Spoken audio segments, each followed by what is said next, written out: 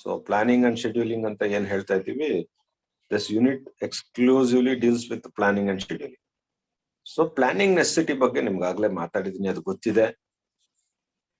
So planning ಏನಕ್ಕೆ ಅಂತಂದ್ರೆ effective utilisation of the resources.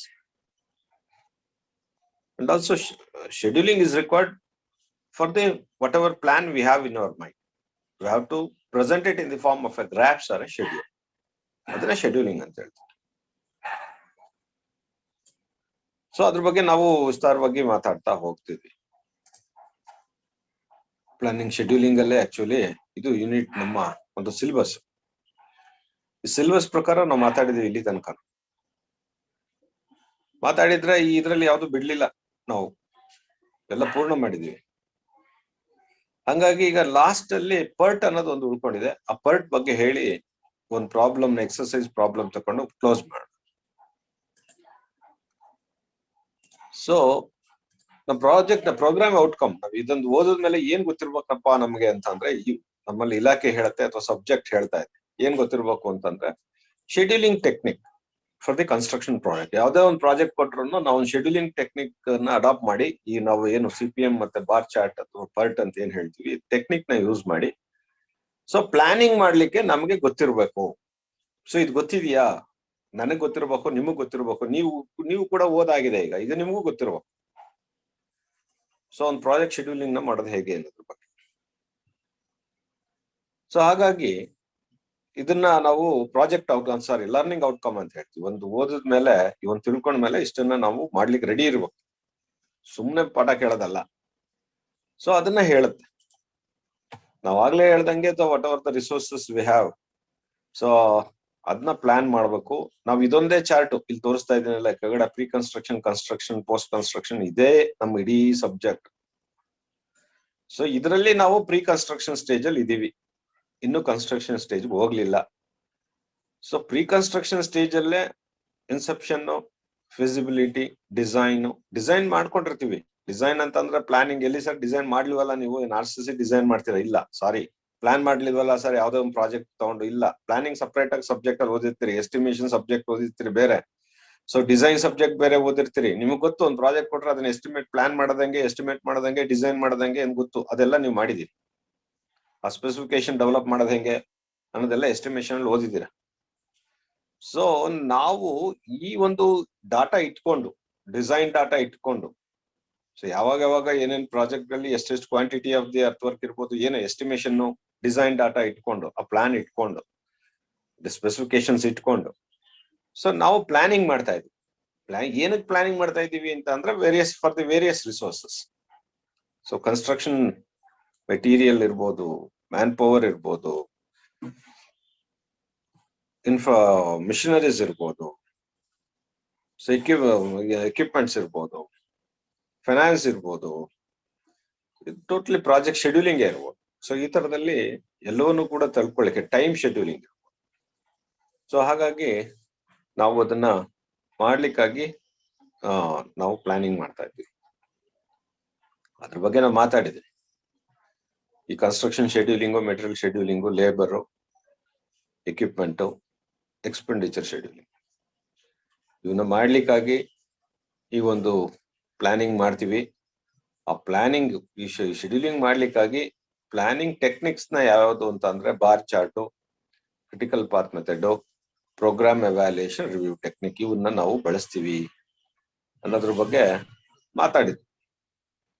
ಅದೇ ಪ್ರಕಾರ ಬಾರ್ ಚಾರ್ಟ್ ಬಗ್ಗೆನೂ ಕಂಪ್ಲೀಟ್ ಮಾಡಿದ್ವಿ. ಬಾರ್ ಚಾರ್ಟ್ ಅಂದ್ರೆ ಏನು, ಅದು ಹೇಗೆ ಬಳಸೋದು, ಪ್ರೋಗ್ರಾಮ್ ಅದನ್ನ ಹೇಗೆ ಅರೇಂಜ್ ಮಾಡೋದು ಆಕ್ಟಿವಿಟೀಸ್ ನ ಒಂದು ಚಾರ್ಟ್ಗೆ, ಸೊ ಆಕ್ಟಿವಿಟಿ ಲಿಸ್ಟ್ ಮಾಡೋದು ಹೇಗೆ ಒಂದು ಪ್ರಾಜೆಕ್ಟ್ ಅಲ್ಲಿ, ಇಲ್ಲ ಮೆಟೀರಿಯಲ್ ಶೆಡ್ಯೂಲಿಂಗ್ ಮಾಡೋದಾದ್ರೆ ಮೆಟೀರಿಯಲ್ ನ ಲಿಸ್ಟ್ ಮಾಡ್ಕೊಳ್ಳೋದು ಹೇಗೆ, ಅದು ಪ್ರೈಮ್ ಇಂಪಾರ್ಟೆಂಟ್ ಮೆಟೀರಿಯಲ್ಸ್ ಅಂದ್ರೆ ಕನ್ಸ್ಟ್ರಕ್ಷನ್ ಇಂಪಾರ್ಟೆಂಟ್ ಮೆಟೀರಿಯಲ್ಸ್ ನ ಲಿಸ್ಟ್ ಮಾಡ್ಕೊಳ್ಳೋದು ಹೇಗೆ, ಲೇಬರ್ಸ್ ನ ಲಿಸ್ಟ್ ಮಾಡೋದು ಹೇಗೆ, ಎಕ್ವಿಪ್ಮೆಂಟ್ಸ್ ನ ಲಿಸ್ಟ್ ಮಾಡೋದು ಹೇಗೆ, ಎಕ್ಸ್ಪೆಂಡಿಚರ್ ಸ್ಟೇಟ್ಮೆಂಟ್ ಮಾಡೋದು ಹೇಗೆ. ಸೊ ಸಾಮಾನ್ಯವಾಗಿ ನಾವೆಲ್ಲ ಮಾತಾಡಿದ್ವಿ ಬಾರ್ ಚಾರ್ಟ್ ಅಲ್ಲಿ, ಎಕ್ಸಾಂಪಲ್ಸ್ ಕೊಟ್ಟಿದೀವಿ. ಅದ್ರ ಸ್ಲೈಡು ಮೆಟೀರಿಯಲ್ ಕೂಡ ನಿಮ್ಮ ಹತ್ರ ಇದೆ, ನೀವು ಅದು ಮತ್ತೆ ಅದು ಲೆಕ್ಚರ್ ವಿಡಿಯೋಸ್ ಇದಾವೆ, ನೋಡ್ಬೋದು. ಸಿಮಿಲರ್ಲಿ ಕ್ರಿಟಿಕಲ್ ಪಾತ್ ಮೆಥಡ್ ಅಲ್ಲೂ ಕೂಡ, ಸೊ ಅದು network diagram, all the activities of the construction of the project is represented in the form of a network. So the arrows, activities of the project will be presented in the form of arrows, and each arrows will be connected with the nodes. So the critical path. So starting node to end node, there are various paths. So along the paths, we are going to calculate the duration of the project. Duration of the activities along the various paths. So whatever the paths have the maximum duration, that will be considered as the critical path. ಹಾಗೆ ಹೇಳ್ತಾ ಬಂದು ಅದನ್ನೇ that is the minimum time required to complete the project ಅನ್ನೋದ್ರ ಬಗ್ಗೆನೂ ಕೂಡ discuss ಮಾಡೋದು. So ಈಗ program evaluation review technique ನ ಮಾತಾಡಬೇಕು. ಸೊ ಇದು ಹೇಗಿದೆ, ಇದು similar to critical path method ಇಲ್ಲ it's a different from critical path method ಇಲ್ಲ it's a similar to bar chart ಇಲ್ಲ it's exactly it is a different from all this critical path and bar chart.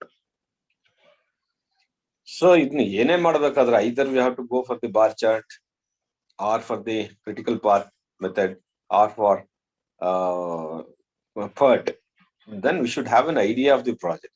ನಮಗೆ ನಮ್ಮದೇ ಆದಂತ ಐಡಿಯಾಗಳಿಲ್ಲದೆ ನಾವೇನೋ ಮಾಡಕ್ಕಾಗಲ್ಲ. We should have an idea of the project.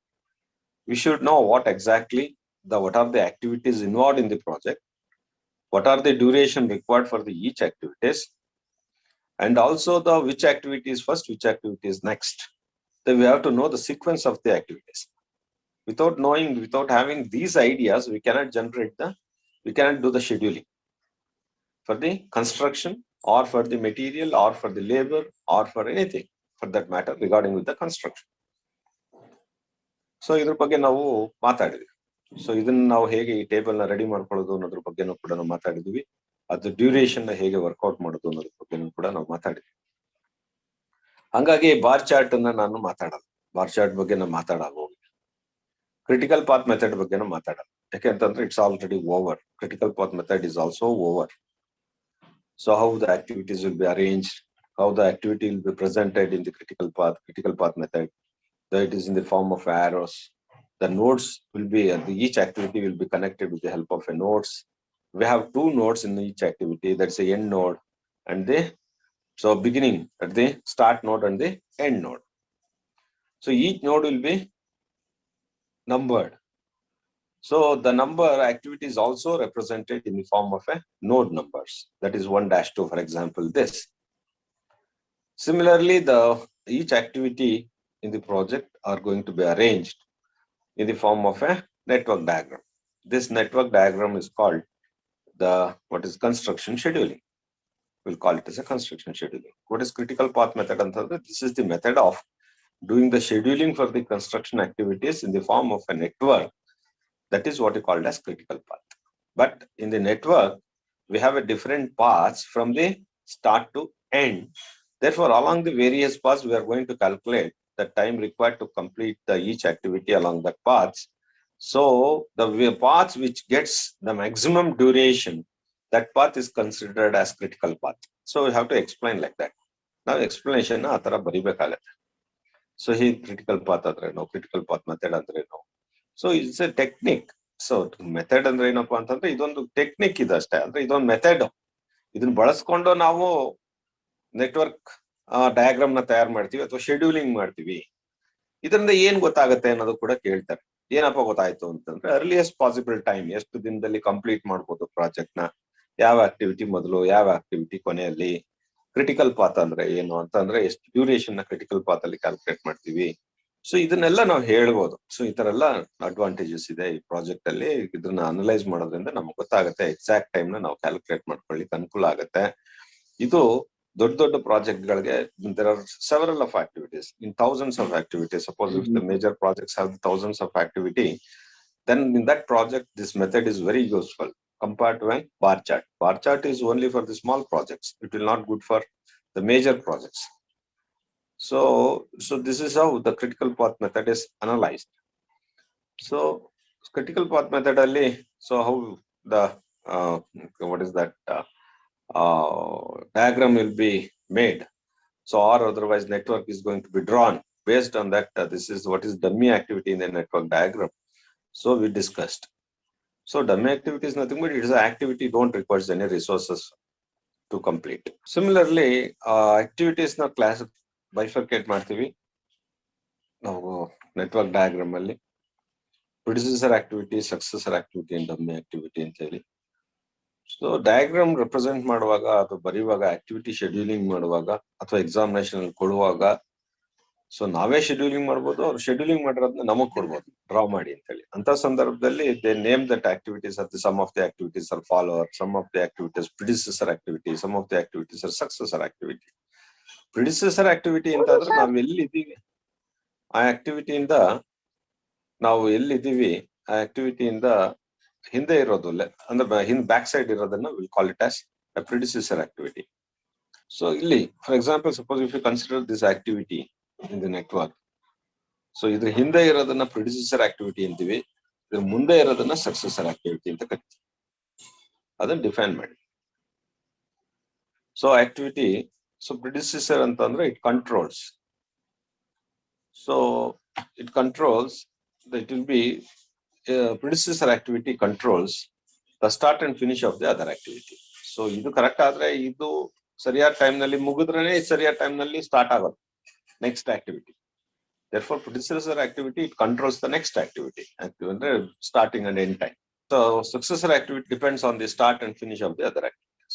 So this is the activity which is concerned with the next to this. ಆಯ್ತಾ? ಅದಿರುತ್ತೆ. ಇದ್ರ ಬಗ್ಗೆನೂ ನಾವು ಮಾತಾಡಿದ್ವಿ. ನೆಟ್ವರ್ಕ್ ಡಯಾಗ್ರಾಮ್ ಅಲ್ಲೂ ಕೂಡ ಪಾತ್ಸ್ ಅನ್ನು ಐಡೆಂಟಿಫೈ ಮಾಡೋದ್ರ ಬಗ್ಗೆನೂ ಮಾತಾಡ್ತೀವಿ. ಸೊ ಅದರಲ್ಲಿ ಆಕ್ಟಿವಿಟೀಸ್ ನ ಐಡೆಂಟಿಫೈ ಮಾಡುವಾಗ 1-3, 1-2, 3-2, something like that. These are all the various activities involved in the presented in the network diagram. So each activity will be presented in the form of a node numbers. For example, A1 will be identified as 1-3. Similarly, all the activities in the network are also represented in the form of a node numbers. Idan matadide. So duration of the each activity will be presented either on the below the arrow, which is presented, which is used to represent the activity, or above the arrow. So, for example, the duration of the activity will be represented in this fashion. For example, A bar 9, A bracket 9, A equals 9. So A below the arrow 9, something like that. So either the duration in the network may be in the form of a days. Directly they will write it in the form of a days or weeks, or even they will not write any unit for that matter. For example, days or week, we have to consider simply as a unit. Suppose they will not give any unit, either days or week. But we have to understand that it's simply you have to write 9 units while writing the answers. No need to write days or week. Suppose if they are not given or they are not explained or given the unit for the number, the duration number, then you mention this as a unit. That's all. Path 1, 2. So path 1, 2, 3, 4 like that. So we are going to calculate the duration along the each path by knowing the duration of the each activity. Similarly, we are going to end up with the various numbers. Like for example, along the path 1, we have 14 days, 16 days, 9 days, and 14 days. Whatever the duration along the path is higher, 16 days, that will be considered as a critical path. That path is 2, 5, 6, 3, 2, 5, 6, 2, for example, 1, 2, 5, 6, 3 length. So 2 days, the BEHJ is the critical path. This one is the critical path. Part 2. Length, this is the duration. These are all durations. So that will be 16 days. So ಇದನ್ನ ಬಗ್ಗೆ ನಮಗೆ ಗೊತ್ತಿದೆ, critical path identification ಬಗ್ಗೆ ಗೊತ್ತಿದೆ. Next, ನಾವು ಇದರಲ್ಲಿ critical path ಅನ್ನೋದ್ರ ಬಗ್ಗೆನೂ ಗೊತ್ತಾಯ್ತು. That is the minimum. Don't confuse. ಇಲ್ಲಿ maximum time required, ಇದು ಜಾಸ್ತಿ ಇರುತ್ತೆ. But ಆನ್ಸರ್ ಬರೆಯುವಾಗ this is the minimum time required to complete the project ಅಂತ ಬರಿತೀವಿ. So this is the path 2. Along the path 2, this is 16 days. 16 days is the minimum time required to complete the project. Path, critical path ನ ಹೇಗೆ ಯಾವ್ದು ಜಾಸ್ತಿ ಇದೆ ಅದೇ ತಗೋಬೇಕು. Answer ಬರೆಯುವಾಗ this is the minimum time required to complete the project ಅಂತ ಬರೀಬೇಕು. ಇದ್ರ ಮೇಲೆ ಟೈಮ್ ಬೇಕೇ ಹೊರತು ಇದರಿಂದ ಕೆಳಗಡೆ ನಮಗೆ ಬೇಕಾಗಲ್ಲ. ಸೊ ಅದನ್ನ ಕ್ರಿಟಿಕಲ್ ಪಾತ್ ನ ಹೇಗೆ ಐಡೆಂಟಿಫೈ ಮಾಡೋದು, that is the minimum duration required to complete the project ಅನ್ನೋದ್ರ ಬಗ್ಗೆ ನಾವು ಬರೆದಿದ್ದೀವಿ, ಅನ್ನೋದ್ರ ಬಗ್ಗೆ ಹೇಳಿದ್ವಿ. ಇದಕ್ಕೆ ಎಕ್ಸಾಂಪಲ್ಸ್ ಕೂಡ ನಾವು ಕೊಟ್ಟಿದ್ವಿ. Critical path definitions, critical path ನ ಐಡೆಂಟಿಫೈ ಮಾಡ್ಬೇಕಾದ್ರೆ ಅಥವಾ ಐಡೆಂಟಿಫೈ ಮಾಡಿದ್ಮೇಲೆ ಅದನ್ನ ರೆಪ್ರೆಸೆಂಟ್ ಮಾಡುವಾಗ ಡಯಾಗ್ರಾಮ್ ಅಲ್ಲಿ ಡಬಲ್ ಲೈನ್ ಅಲ್ಲಿ ಜನರಲಿ ಇಂಡಿಕೇಟ್ ಮಾಡ್ತೀವಿ ಅನ್ನೋದ್ರ ಬಗ್ಗೆನೂ ಕೂಡ ನಾವು ಮಾತಾಡಿದ್ವಿ. Next, so critical path characteristics ಏನಪ್ಪಾ ಅಂತ ಅಂದ್ರೆ ಅದ್ರ ಲಾಂಗೆಸ್ಟ್ ಪಾತ್ ಇರುತ್ತೆ ನೆಟ್ವರ್ಕ್ ಡಯಾಗ್ರಾಮ್ ಅಲ್ಲಿ. ಅದನ್ನ ಮಿನಿಮಮ್ ಪ್ರಾಜೆಕ್ಟ್ ಡ್ಯೂರೇಷನ್ ಅಂತ ಕರಿತೀವಿ ಆ ಪಾತ್ ಅಲ್ಲಿ. ಸೊ ಆಕ್ಟಿವಿಟೀಸ್ ಏನ್ ಬರುತ್ತೆ along that path will call it as critical activities. So ಒಂದ್ ಪ್ರಾಜೆಕ್ಟ್ ಅಲ್ಲಿ ಒಂದೇ ಕ್ರಿಟಿಕಲ್, ಒಂದು ಮೋರ್ ದನ್ ಒನ್ ಅಥವಾ one or more than one critical path ಇರಬಹುದು. ಸೊ ಪ್ರೋಗ್ರೆಸಸ್ ಕ್ರಿಟಿಕಲ್ ಪಾತ್ ಅಂತ ಚೇಂಜಸ್ ಆಸ್ ದ ಅಂದ್ರೆ total activities in the critical path is total float. ನಾವು ಆಗ್ಲೇ ಗೊತ್ತಿದೆ, float will be 0. Total float on the critical path is 0. So ಇದ್ರ ಬಗ್ಗೆ ನಾವು discuss ಮಾಡಿದ್ವಿ, ಮತ್ತೆ ಎಕ್ಸ್ಪೀರಿಯನ್ಸ್ ಆಗಿದೆ, ನಾವು ಪ್ರಾಬ್ಲಮ್ ಕೂಡ ಮಾಡಿದ್ವಿ. ಅದನ್ನ ಎಕ್ಸಾಂಪಲ್ ತಗೊಂಡು ಹೇಳಿದ್ವಿ. For example, this is one problem on network analysis. So we have two paths. Along the path 1 is requires 22 days to complete. Along the path 2 it requires 19 days to complete. Similarly, critical path identification ಕೂಡ so dark line ಅಲ್ಲಿ ಬರಿಬೇಕು ಅನ್ನೋದ್ರ ಬಗ್ಗೆ ನಾವು ಹೇಳಿದ್ವಿ. So ಈಗ so problems ನ ತಕೊಂಡು ಅನಲೈಸ್ ಮಾಡಿದ್ವಿ. ಸೊ ಪ್ರಾಬ್ಲಮ್ ನ ಈ ತರ ಎಕ್ಸಾಮಿನೇಷನ್ ಕೊಡ್ತಾರೆ. ಸೊ ಆಕ್ಟಿವಿಟೀಸ್ ಕೊಡ್ತಾರೆ, ಪ್ರಿಡಿಸೆಸರ್ ಆಕ್ಟಿವಿಟೀಸ್ ಯಾವುದು ಅಂತ ಕೊಡ್ತಾರೆ. So duration of the each activity ಕೊಡ್ತಾರೆ.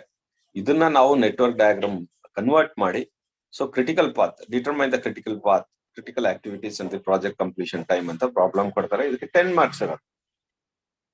ಸೊ ಹಂಗಾಗಿ ಕ್ರಿಟಿಕಲ್ ಪಾತ್ ಮತ್ತೆ ಕ್ರಿಟಿಕಲ್ ಆಕ್ಟಿವಿಟೀಸ್ ನ ಐಡೆಂಟಿಫೈ ಮಾಡ್ಬೇಕಂದ್ರೆ first we have to write the network diagram.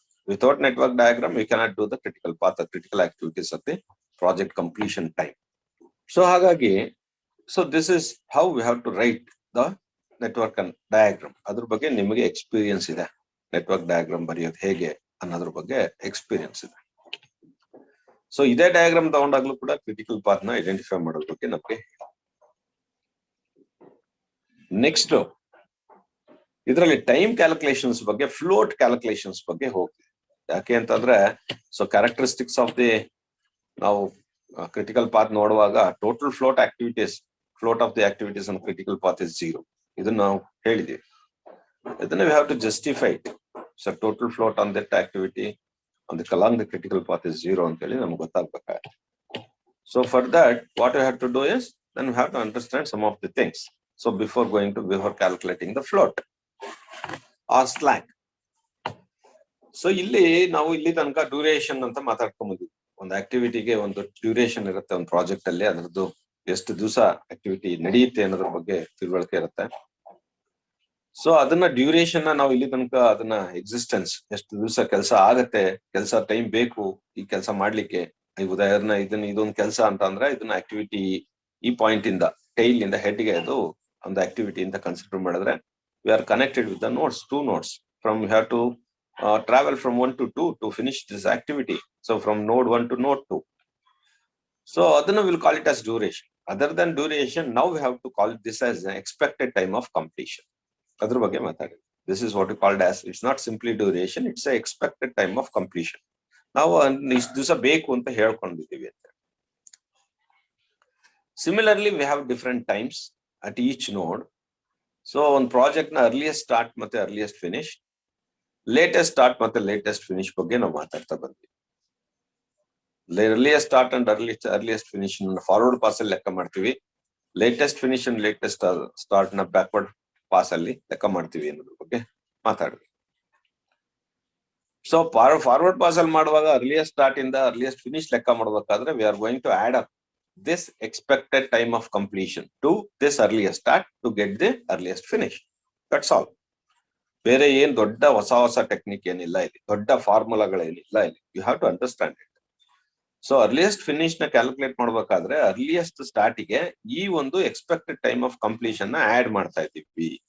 That means to say that earliest finish is equal to earliest start plus expected time of completion, duration of the activity. This is in the forward pass. we are going to add. So ಇದನ್ನ ನಾವು forward pass ಅಲ್ಲಿ ತಗೊಂತೀವಿ. Backward pass ಅಲ್ಲಿ ತಗೊಂಡ್ರೆ latest finish minus of expected time of completion will give the latest start.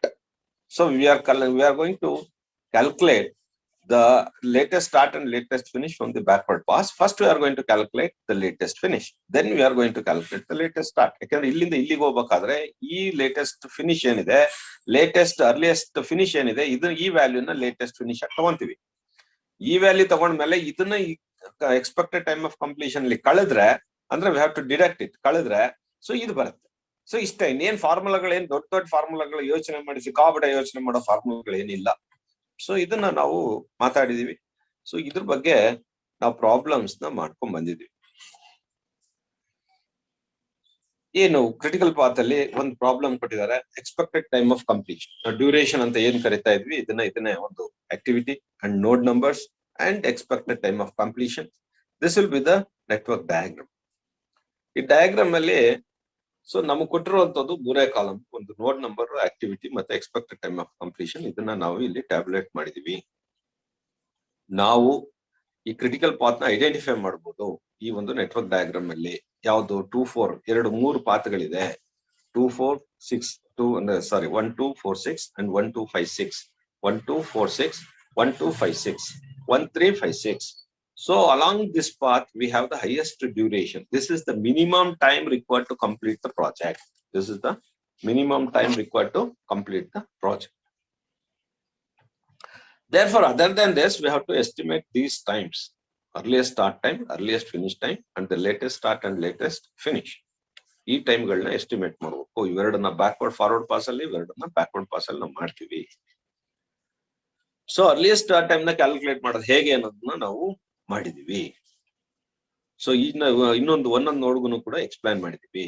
So this is how we are going to calculate the earliest start time. Similarly, earliest finish time is also calculated in this fashion. So, latest start and latest in the backward pass. Backward pass in the illinda illige barಬೇಕು. So back in the sixth node 6 ಇಂದ node 1 ಗೆ ಬರ್ಬೇಕು. That is the backward pass. Now forward pass ಅಲ್ಲಿ ಇದ್ದಾಗಲೂ, for example, you take this is the 5th node. We have 2 tracks. So E ಇಂದನೂ join ಆಗ್ತೀವಿ, D ಇಂದನೂ join ಆಗ್ತೀವಿ. So along this path, we have to consider the highest value. Along this path, we have to consider the forward path, we have to consider highest value. But, so in the backward pass, latest start and latest finish. So while coming from this direction, in this direction, for example, node 2 ಅಲ್ಲಿ C ಇಂದನೂ connect ಆಗ್ತೀವಿ, D ಇಂದನೂ connect. Along this path, ಯಾವ ದಾರಿಯಲ್ಲಿ minimum value ಇರುತ್ತೆ ಅದನ್ನ ತಗೋ in the backward pass. Forward pass ಅಲ್ಲಿ ಆತರ ಜಂಕ್ಷನ್ ಬಂದಾಗ ಮ್ಯಾಕ್ಸಿಮಮ್ ವ್ಯಾಲ್ಯೂ ತಗೊಂತೀವಿ.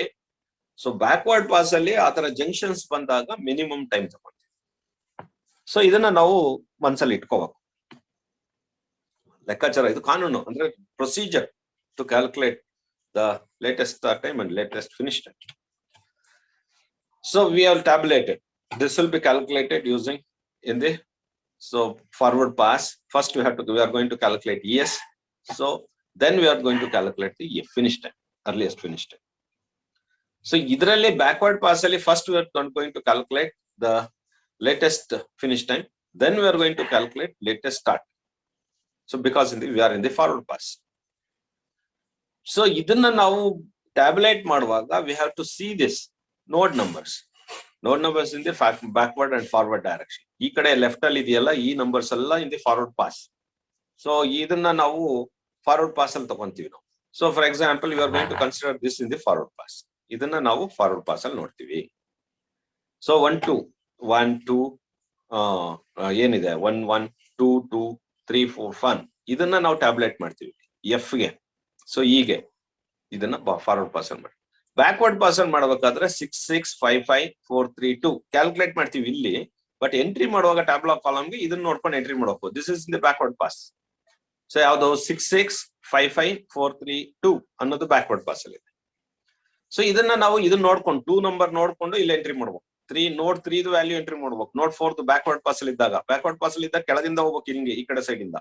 ಸೊ ಫಾರ್ವರ್ಡ್ ಪಾಸ್ ಅಲ್ಲಿ ಇದ್ದಾಗ ಮೇಲಿಂದ ಬರ್ಬೇಕು, ಇಲ್ಲಿಂದ. ಇದನ್ನ ನೋಡ್ಕೊಂಡು ಎಂಟ್ರಿ ಮಾಡ್ಬೇಕು. ಅದು ಗೊತ್ತಿರ್ಬೇಕು. ಅದು ಗೊತ್ತಿಲ್ಲ ಅಂತಂದ್ರೆ ಪ್ರಾಬ್ಲಮ್ ಮಾಡಕ್ಕಾಗಲ್ಲ. That is the procedure. That is the rule. Next, ನಮ್ಮಲ್ಲಿ ನಾವು ಲ್ಯಾಪ್ಸ್ ಅಥವಾ ಫ್ಲೋಟ್ ಅಥವಾ ಸ್ಲಾಕ್ ಅಂತ ಹೇಳ್ತಾ ಇದ್ವಿ. ಆ ಸ್ಲಾಕ್ ಫ್ಲೋಟ್ ಅಥವಾ ಸ್ಲಾಕ್ ಅಂತ ಅಂದ್ರೆ ಪ್ರಾಜೆಕ್ಟ್ ಡಿಲೇ ಆಗತ್ತೆ. ಆಕ್ಟಿವಿಟಿ ಕೆಲವೊಂದು ವೇಳೆ ಡಿಲೇ ಆಗ್ಬೋದು. ಪ್ರಾಜೆಕ್ಟ್ ಅಲ್ಲಿ ಎಲ್ಲಾ ಆಕ್ಟಿವಿಟಿನೂ ಡಿಲೇ ಆಗತ್ತೆ ಅಂತಿಲ್ಲ. ಯಾವ್ದೋ ಒಂದು ಆಕ್ಟಿವಿಟಿ ಡಿಲೇ ಆಗುತ್ತೆ. ಡಿಲೇ ಆಗೋದನ್ನ ಲೆಕ್ಕ ಮಾಡೋದಕ್ಕೆ ಫ್ಲೋಟ್ ಅಥವಾ ಸ್ಲಾಕ್ ಅಂತ ಕರೀತೀವಿ.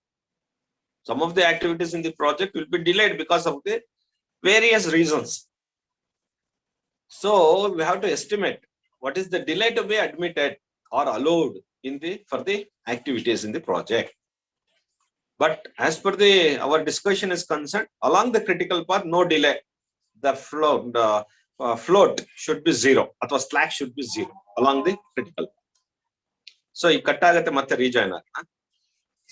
So ಹಾಗಾಗಿ along the critical path, so float or slack should be zero. ಅದ್ರ ಬಗ್ಗೆ ನಮ್ಗೆ ಗೊತ್ತಿದೆ. Say this. So this is the ನಾವಾಗ್ಲೇ ಸ್ಲಾಕ್ ಟೈಮ್ ಮತ್ತೆ ಸ್ಲಾಕ್ ಫ್ಲೋಟ್ ಅಥವಾ ಸ್ಲಾಕ್ ಟೈಮ್ ಬಗ್ಗೆ ಮಾತಾಡ್ತಾ ಇದ್ವಿ. So float or slack time ಅಲ್ಲಿ ನಾವು ಪ್ರಾಜೆಕ್ಟ್ ಅಲ್ಲಿ ಆಕ್ಟಿವಿಟಿ ಡಿಲೇ ಆಗತ್ತೆ ಕೆಲವೊಂದು ವೇಳೆ ಅಂತ ಅನ್ನೋದ್ರ ಬಗ್ಗೆ ಮಾತಾಡ್ತಾ ಇದ್ವಿ. ಸೊ ಎಷ್ಟು ಡಿಲೇ ಆಗತ್ತೆ ಡ್ಯೂಟ್ ಮಾಡ್ಬೋದು ಅಂತ ಆಗತ್ತೆ ಅಂತ ನಾವು ಕಂಡುಹಿಡಿಯೋದಲ್ಲ, ನಾವು ಅಲೋ ಮಾಡ್ಬೋದಾ ಪ್ರಾಜೆಕ್ಟ್ ಡಿಲೇನ, ಸೊ ಅನ್ನೋದ್ರ ಬಗ್ಗೆ ನಾವು ಮಾತಾಡ್ತಾ ಇದ್ವಿ. ಸೊ ಇಲ್ಲಿ ಅದನ್ನ ಎಸ್ಟಿಮೇಟ್ ಮಾಡೋದು, ಸ್ಲಾಕ್ ಟೈಮ್ ಅಥವಾ ಫ್ಲೋಟ್ ಟೈಮ್ ನ ಎಸ್ಟಿಮೇಟ್ ಮಾಡೋದು. ಅದು ಎಸ್ಟಿಮೇಟ್ ಮಾಡೋದು ಹೇಗೆ ಅನ್ನೋದ್ರ ಬಗ್ಗೆನೂ ಕೂಡ ನಾವು ಮಾತಾಡ್ತೇವೆ. Along the critical path the slack time or the slack time should be zero. Zero ಆಗ್ಲೇಬೇಕು, ಅಂದ್ರೆ ಯಾವುದೇ ಆಕ್ಟಿವಿಟಿನ ಡಿಲೇ ಮಾಡಂಗಿಲ್ಲ. ಸ್ಲಾಕ್ ಟೈಮ್ ಝೀರೋ ಅಂದ್ರೆ ಮೀನಿಂಗ್ ಏನು? So critical activities cannot be delayed in the project. So other activities can be delayed or the duration of the activities can be altered. But the critical activity, the duration of the critical activity cannot be altered. So along the critical path, suppose if you alter the duration of the critical activity, the whatever the duration of the project decided earlier, that will be altered. So ಯಾವುದು ನಾವು 16 ವಾರ 15 ವಾರ ಅಥವಾ ಇಷ್ಟು ವಾರ ಬೇಕು ಅಂತ ಹೇಳಿ ನಾವೇನು ಅನ್ಕೊಂಡಿದೀವಿ, ಆ total duration of the project alter ಆಗ್ಬಿಡುತ್ತೆ. Therefore, without altering the total duration of the project, we can vary the other activities other than the critical activities, the duration of the critical activity in the project.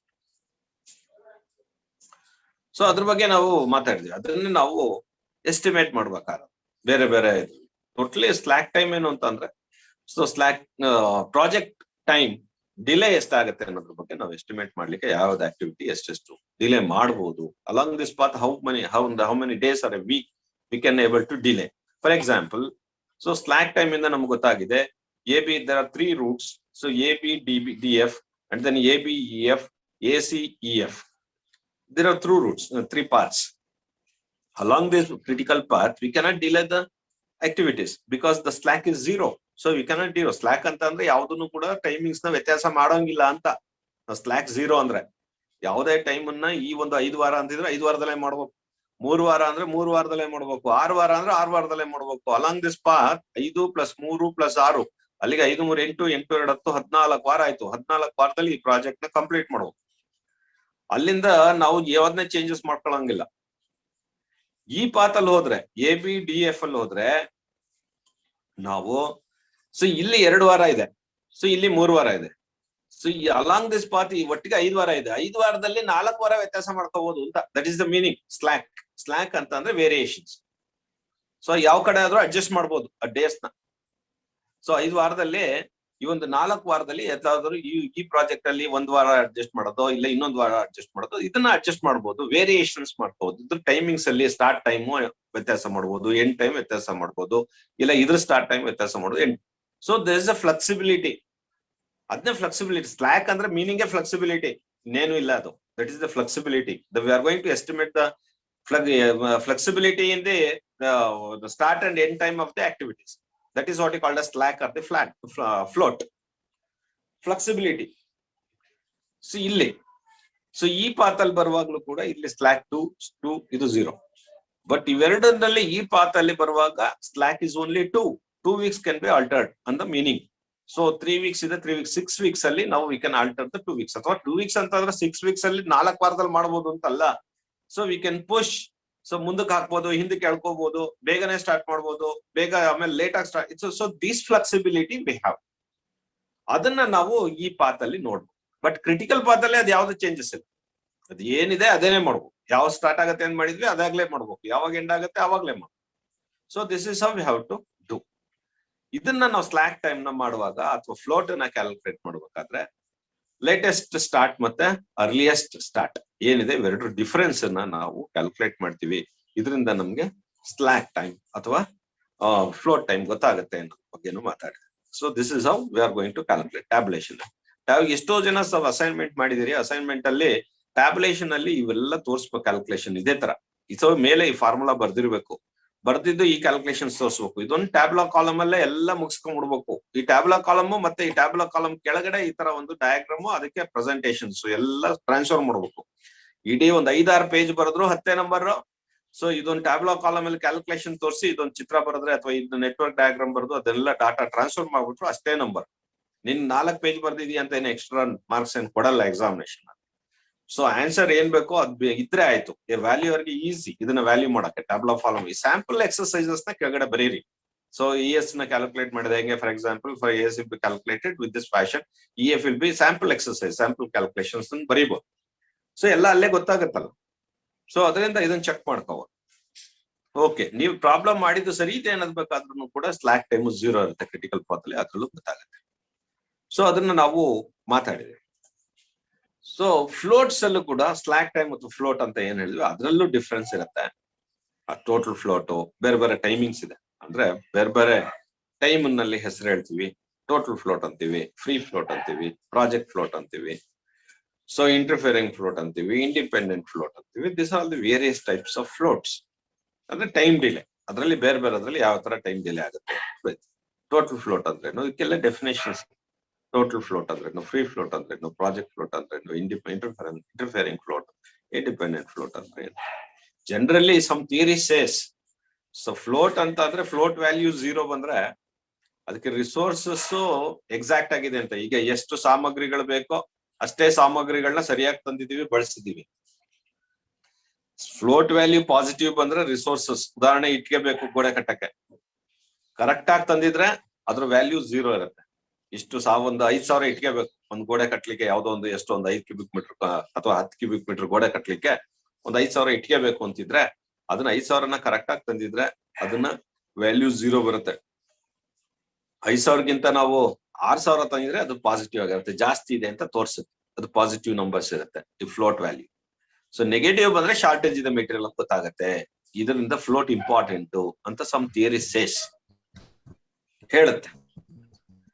So ಅದೇ ರೀತಿ total float ಅಲ್ಲಿ ನಾವು total float is but it's activity can B the scheduled activity, timings of the duration of the scheduled activity can be altered without changing the total duration of the project.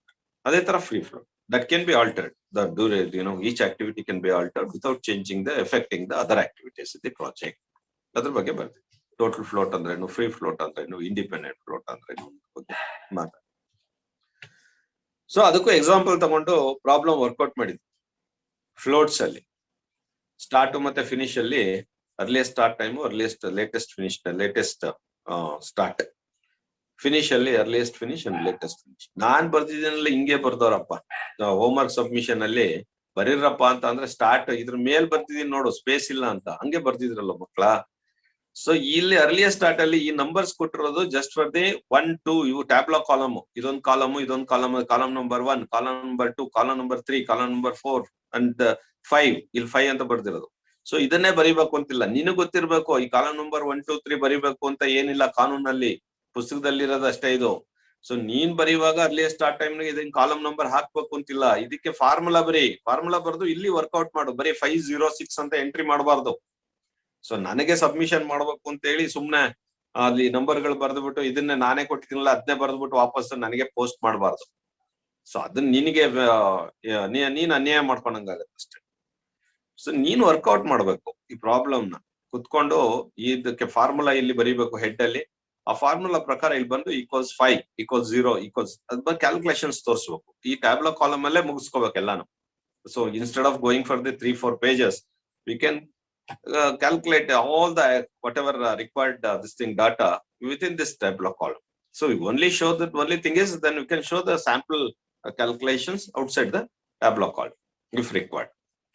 So ಇದೆಲ್ಲ workout ಆದ್ಮೇಲೆ ಮೊದಲು ನೀವು ಬರ್ದಿರ್ತೀರಿ ಅಥವಾ ಅವ್ನು ಕೊಟ್ಟಿರ್ತಾನೆ. ಅದಾದ್ಮೇಲೆ next level ಅಲ್ಲಿ ಎರಡನೇ ಸರಿ ಚಿತ್ರ ಬರ್ತೀಯ. ಮೊದಲನೇ ಸರಿ ಚಿತ್ರ ಬರ್ದಿರ್ತೀಯ, ಎರಡನೇ ಸರಿ ಚಿತ್ರ ಬರೀಬಹುದು ನೀಟಾಗಿ ಬರ್ದ್ಬಿಟ್ಟು. ಸೊ ಇವೇನ್ ಡಾಟಾ ಇದೆ ಇದನ್ನೆಲ್ಲ ಇದಕ್ಕೆ ನೆಟ್ವರ್ಕ್ ಡಯಾಗ್ರಾಮ್ ಅಲ್ಲಿ ಟ್ರಾನ್ಸ್ಫರ್ ಮಾಡಿ ಇಟ್ರೆ ಇನ್ ಕೆಲಸ ಮುಗ್ದೋಯ್ತು. ಇದೊಂದೇ ಶೀಟ್ ಅಲ್ಲಿ ಮುಗ್ದೋಗುತ್ತೆ. ಸೊ ನಾನ್ ಹೆಂಗ್ ಮಾಡಿದೀನಿ ಹಿಂಗೆ ಈ ಶೀಟ್ ಅಲ್ಲಿ ಅದೇ ಪ್ರಕಾರ ನೀನು ಮಾಡ್ಬೋದು. ಸೊ ಒಂದೇ ಶೀಟ್ ಅಲ್ಲಿ. ಸೊ ಅದನ್ನೇ ನಾವು ಕೇಳ್ತಿರೋದು ಎಕ್ಸಾಮಿನೇಷನ್ ಅಲ್ಲೂ ಅಷ್ಟೇ, ಇಷ್ಟು ಮಾಡಿದ್ರೆ ಸಾಕಾಗತ್ತೆ. Similarly in the exercises 2, so ಇದು ಈ ಎಕ್ಸರ್ಸೈಸ್ ಗಳ ಬಗ್ಗೆ ನಾವು ಮಾತಾಡಿದೀವಿ ಆಗಿದೆ. ಇದು ನಾವು ಹೋಮ್ ವರ್ಕ್ ಕೊಟ್ಟಿದ್ದೆ. ಸೊ 50% ಅಂದ್ರೆ TF total float, free float and independent float ಬಗ್ಗೆ ನೀವು ಲೆಕ್ಕ ಮಾಡಿರಲಿಲ್ಲ. ಇದನ್ನ ಲೆಕ್ಕ ಮಾಡಿ ಅಂತ ಹೇಳಿದ್ದೆ. ನೀವು ಇದನ್ನೇ ನೋಡ್ಕೊಂಡು 707 ಅಂತ ಬರ್ದಿದ್ದೀರಾ. ಸುಮ್ನೆ ಬರ್ದ್ ಸಬ್ಮಿಟ್ ಮಾಡಿದ್ರೆ ಇಟ್ಸ್ ನೋ ಯೂಸ್, ಉಪಯೋಗ ಇಲ್ಲ. ಅದರಿಂದ ಏನು ನಾನ್ ಕಲಿಬೇಕಂತಲ್ಲ. ನೆಕ್ಸ್ಟ್ ಮಂತ್ ಅಲ್ಲಿ ಮತ್ತೆ ಲಾಕ್ ಡೌನ್ ಇತ್ತು ಅಂತಂದ್ರೆ ನಿಮ್ಗೆ ಎಕ್ಸಾಮಿನೇಷನ್ ಡೈರೆಕ್ಟ್ ಆಗಿ ಹೋಗ್ಬೇಕಾಗುತ್ತೆ, ಕ್ಲಾಸು ಸಿಗಲ್ಲ ನಿಮ್ಗೆ. ಸೊ ಈ ಕಾರಣದಿಂದಾಗಿ ನೀವು ಮನೆಯಲ್ಲೇ ಓದ್ಬೇಕು. ಓದ್ಲಿಲ್ಲ ಕಾಲ ಕಳೀತಾ ಇದ್ರಿ ಅಂದ್ರೆ ಅದು left to you. So project ಅಲ್ಲಿ ಆಕ್ಟಿವಿಟಿ ಹೆಂಗ್ ಡಿಲೇ ಆಗುತ್ತೆ, ಅದು ಫ್ಲೋಟ್, ನೀವು ಫ್ಲೋಟ್ ಹಾಕೊಂಡಿದೀರಿ ಅಂತ ಅರ್ಥ ಆಯ್ತು. ಫ್ಲೋಟ್ ಅಂತ ಅಂದ್ರೆ ಸ್ಲಾಗ್ ಅಂದ್ರೆ ಡಿಲೇ. 3 ವರ್ಷಕ್ಕೆ ಮುಗಿಸೋ ಕೋರ್ಸು 4 ವರ್ಷಕ್ಕೆ ಹೋಗುತ್ತೆ, ಅದೇನ್ ಸಮಸ್ಯೆ ಇಲ್ಲ. ಅಲ್ಲೂ ನಿಮ್ಗೆ ಫ್ಲೋಟ್ ಬಂದೇ ಬಂತಲ್ಲ, ಟೋಟಲ್ ಫ್ಲೋಟು ಆಯ್ತಾ, ಫ್ರೀ ಫ್ಲೋಟು, ಇಂಡಿಪೆಂಡೆಂಟ್ ಫ್ಲೋಟು, ಏನಪ್ಪಾ ಅದ್ ನೋಡ್ಬೋದು. ಫ್ಲೋಟ್ ಆರ್ ಸ್ಲಾಗ್ ಟೈಮ್ ಇದ್ದೇ ಇರುತ್ತೆ. ಸೊ ಅದು ನಿಮಗ್ ಬಿಟ್ಟಂತ ಹೇಳ್ರಿ. ಸೊ ಈಗ ನಾವು PERT ಬಗ್ಗೆ ಮಾತಾಡ್ಬೇಕಾಗಿದೆ. ಕ್ರಿಟಿಕಲ್ ಪಾತ್ ಮೆಥಡ್ ಬಗ್ಗೆ ನಾವು ಇಷ್ಟು ವಿಸ್ತಾರವಾಗಿ ಮಾತಾಡಿದೀವಿ.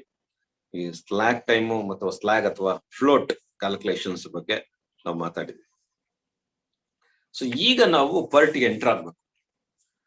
PERT ಅಲ್ಲಿ ಏನ್ ಹೇಳ್ತಾ ಇದೆ, PERT ಅಂದ್ರೆ ಏನು, PERT ಕ್ರಿಟಿಕಲ್ ಪಾತ್ ಮೆಥಡ್ ತರನೇನಾ, ಅದು ಒಂದು ಟೆಕ್ನಿಕಾ, ಇಲ್ಲ ಇದು ಬೇರೆನಾ ಅನ್ನೋದ್ರ ಬಗ್ಗೆ ತಿಳ್ಕೊಬೇಕಾಗುತ್ತೆ.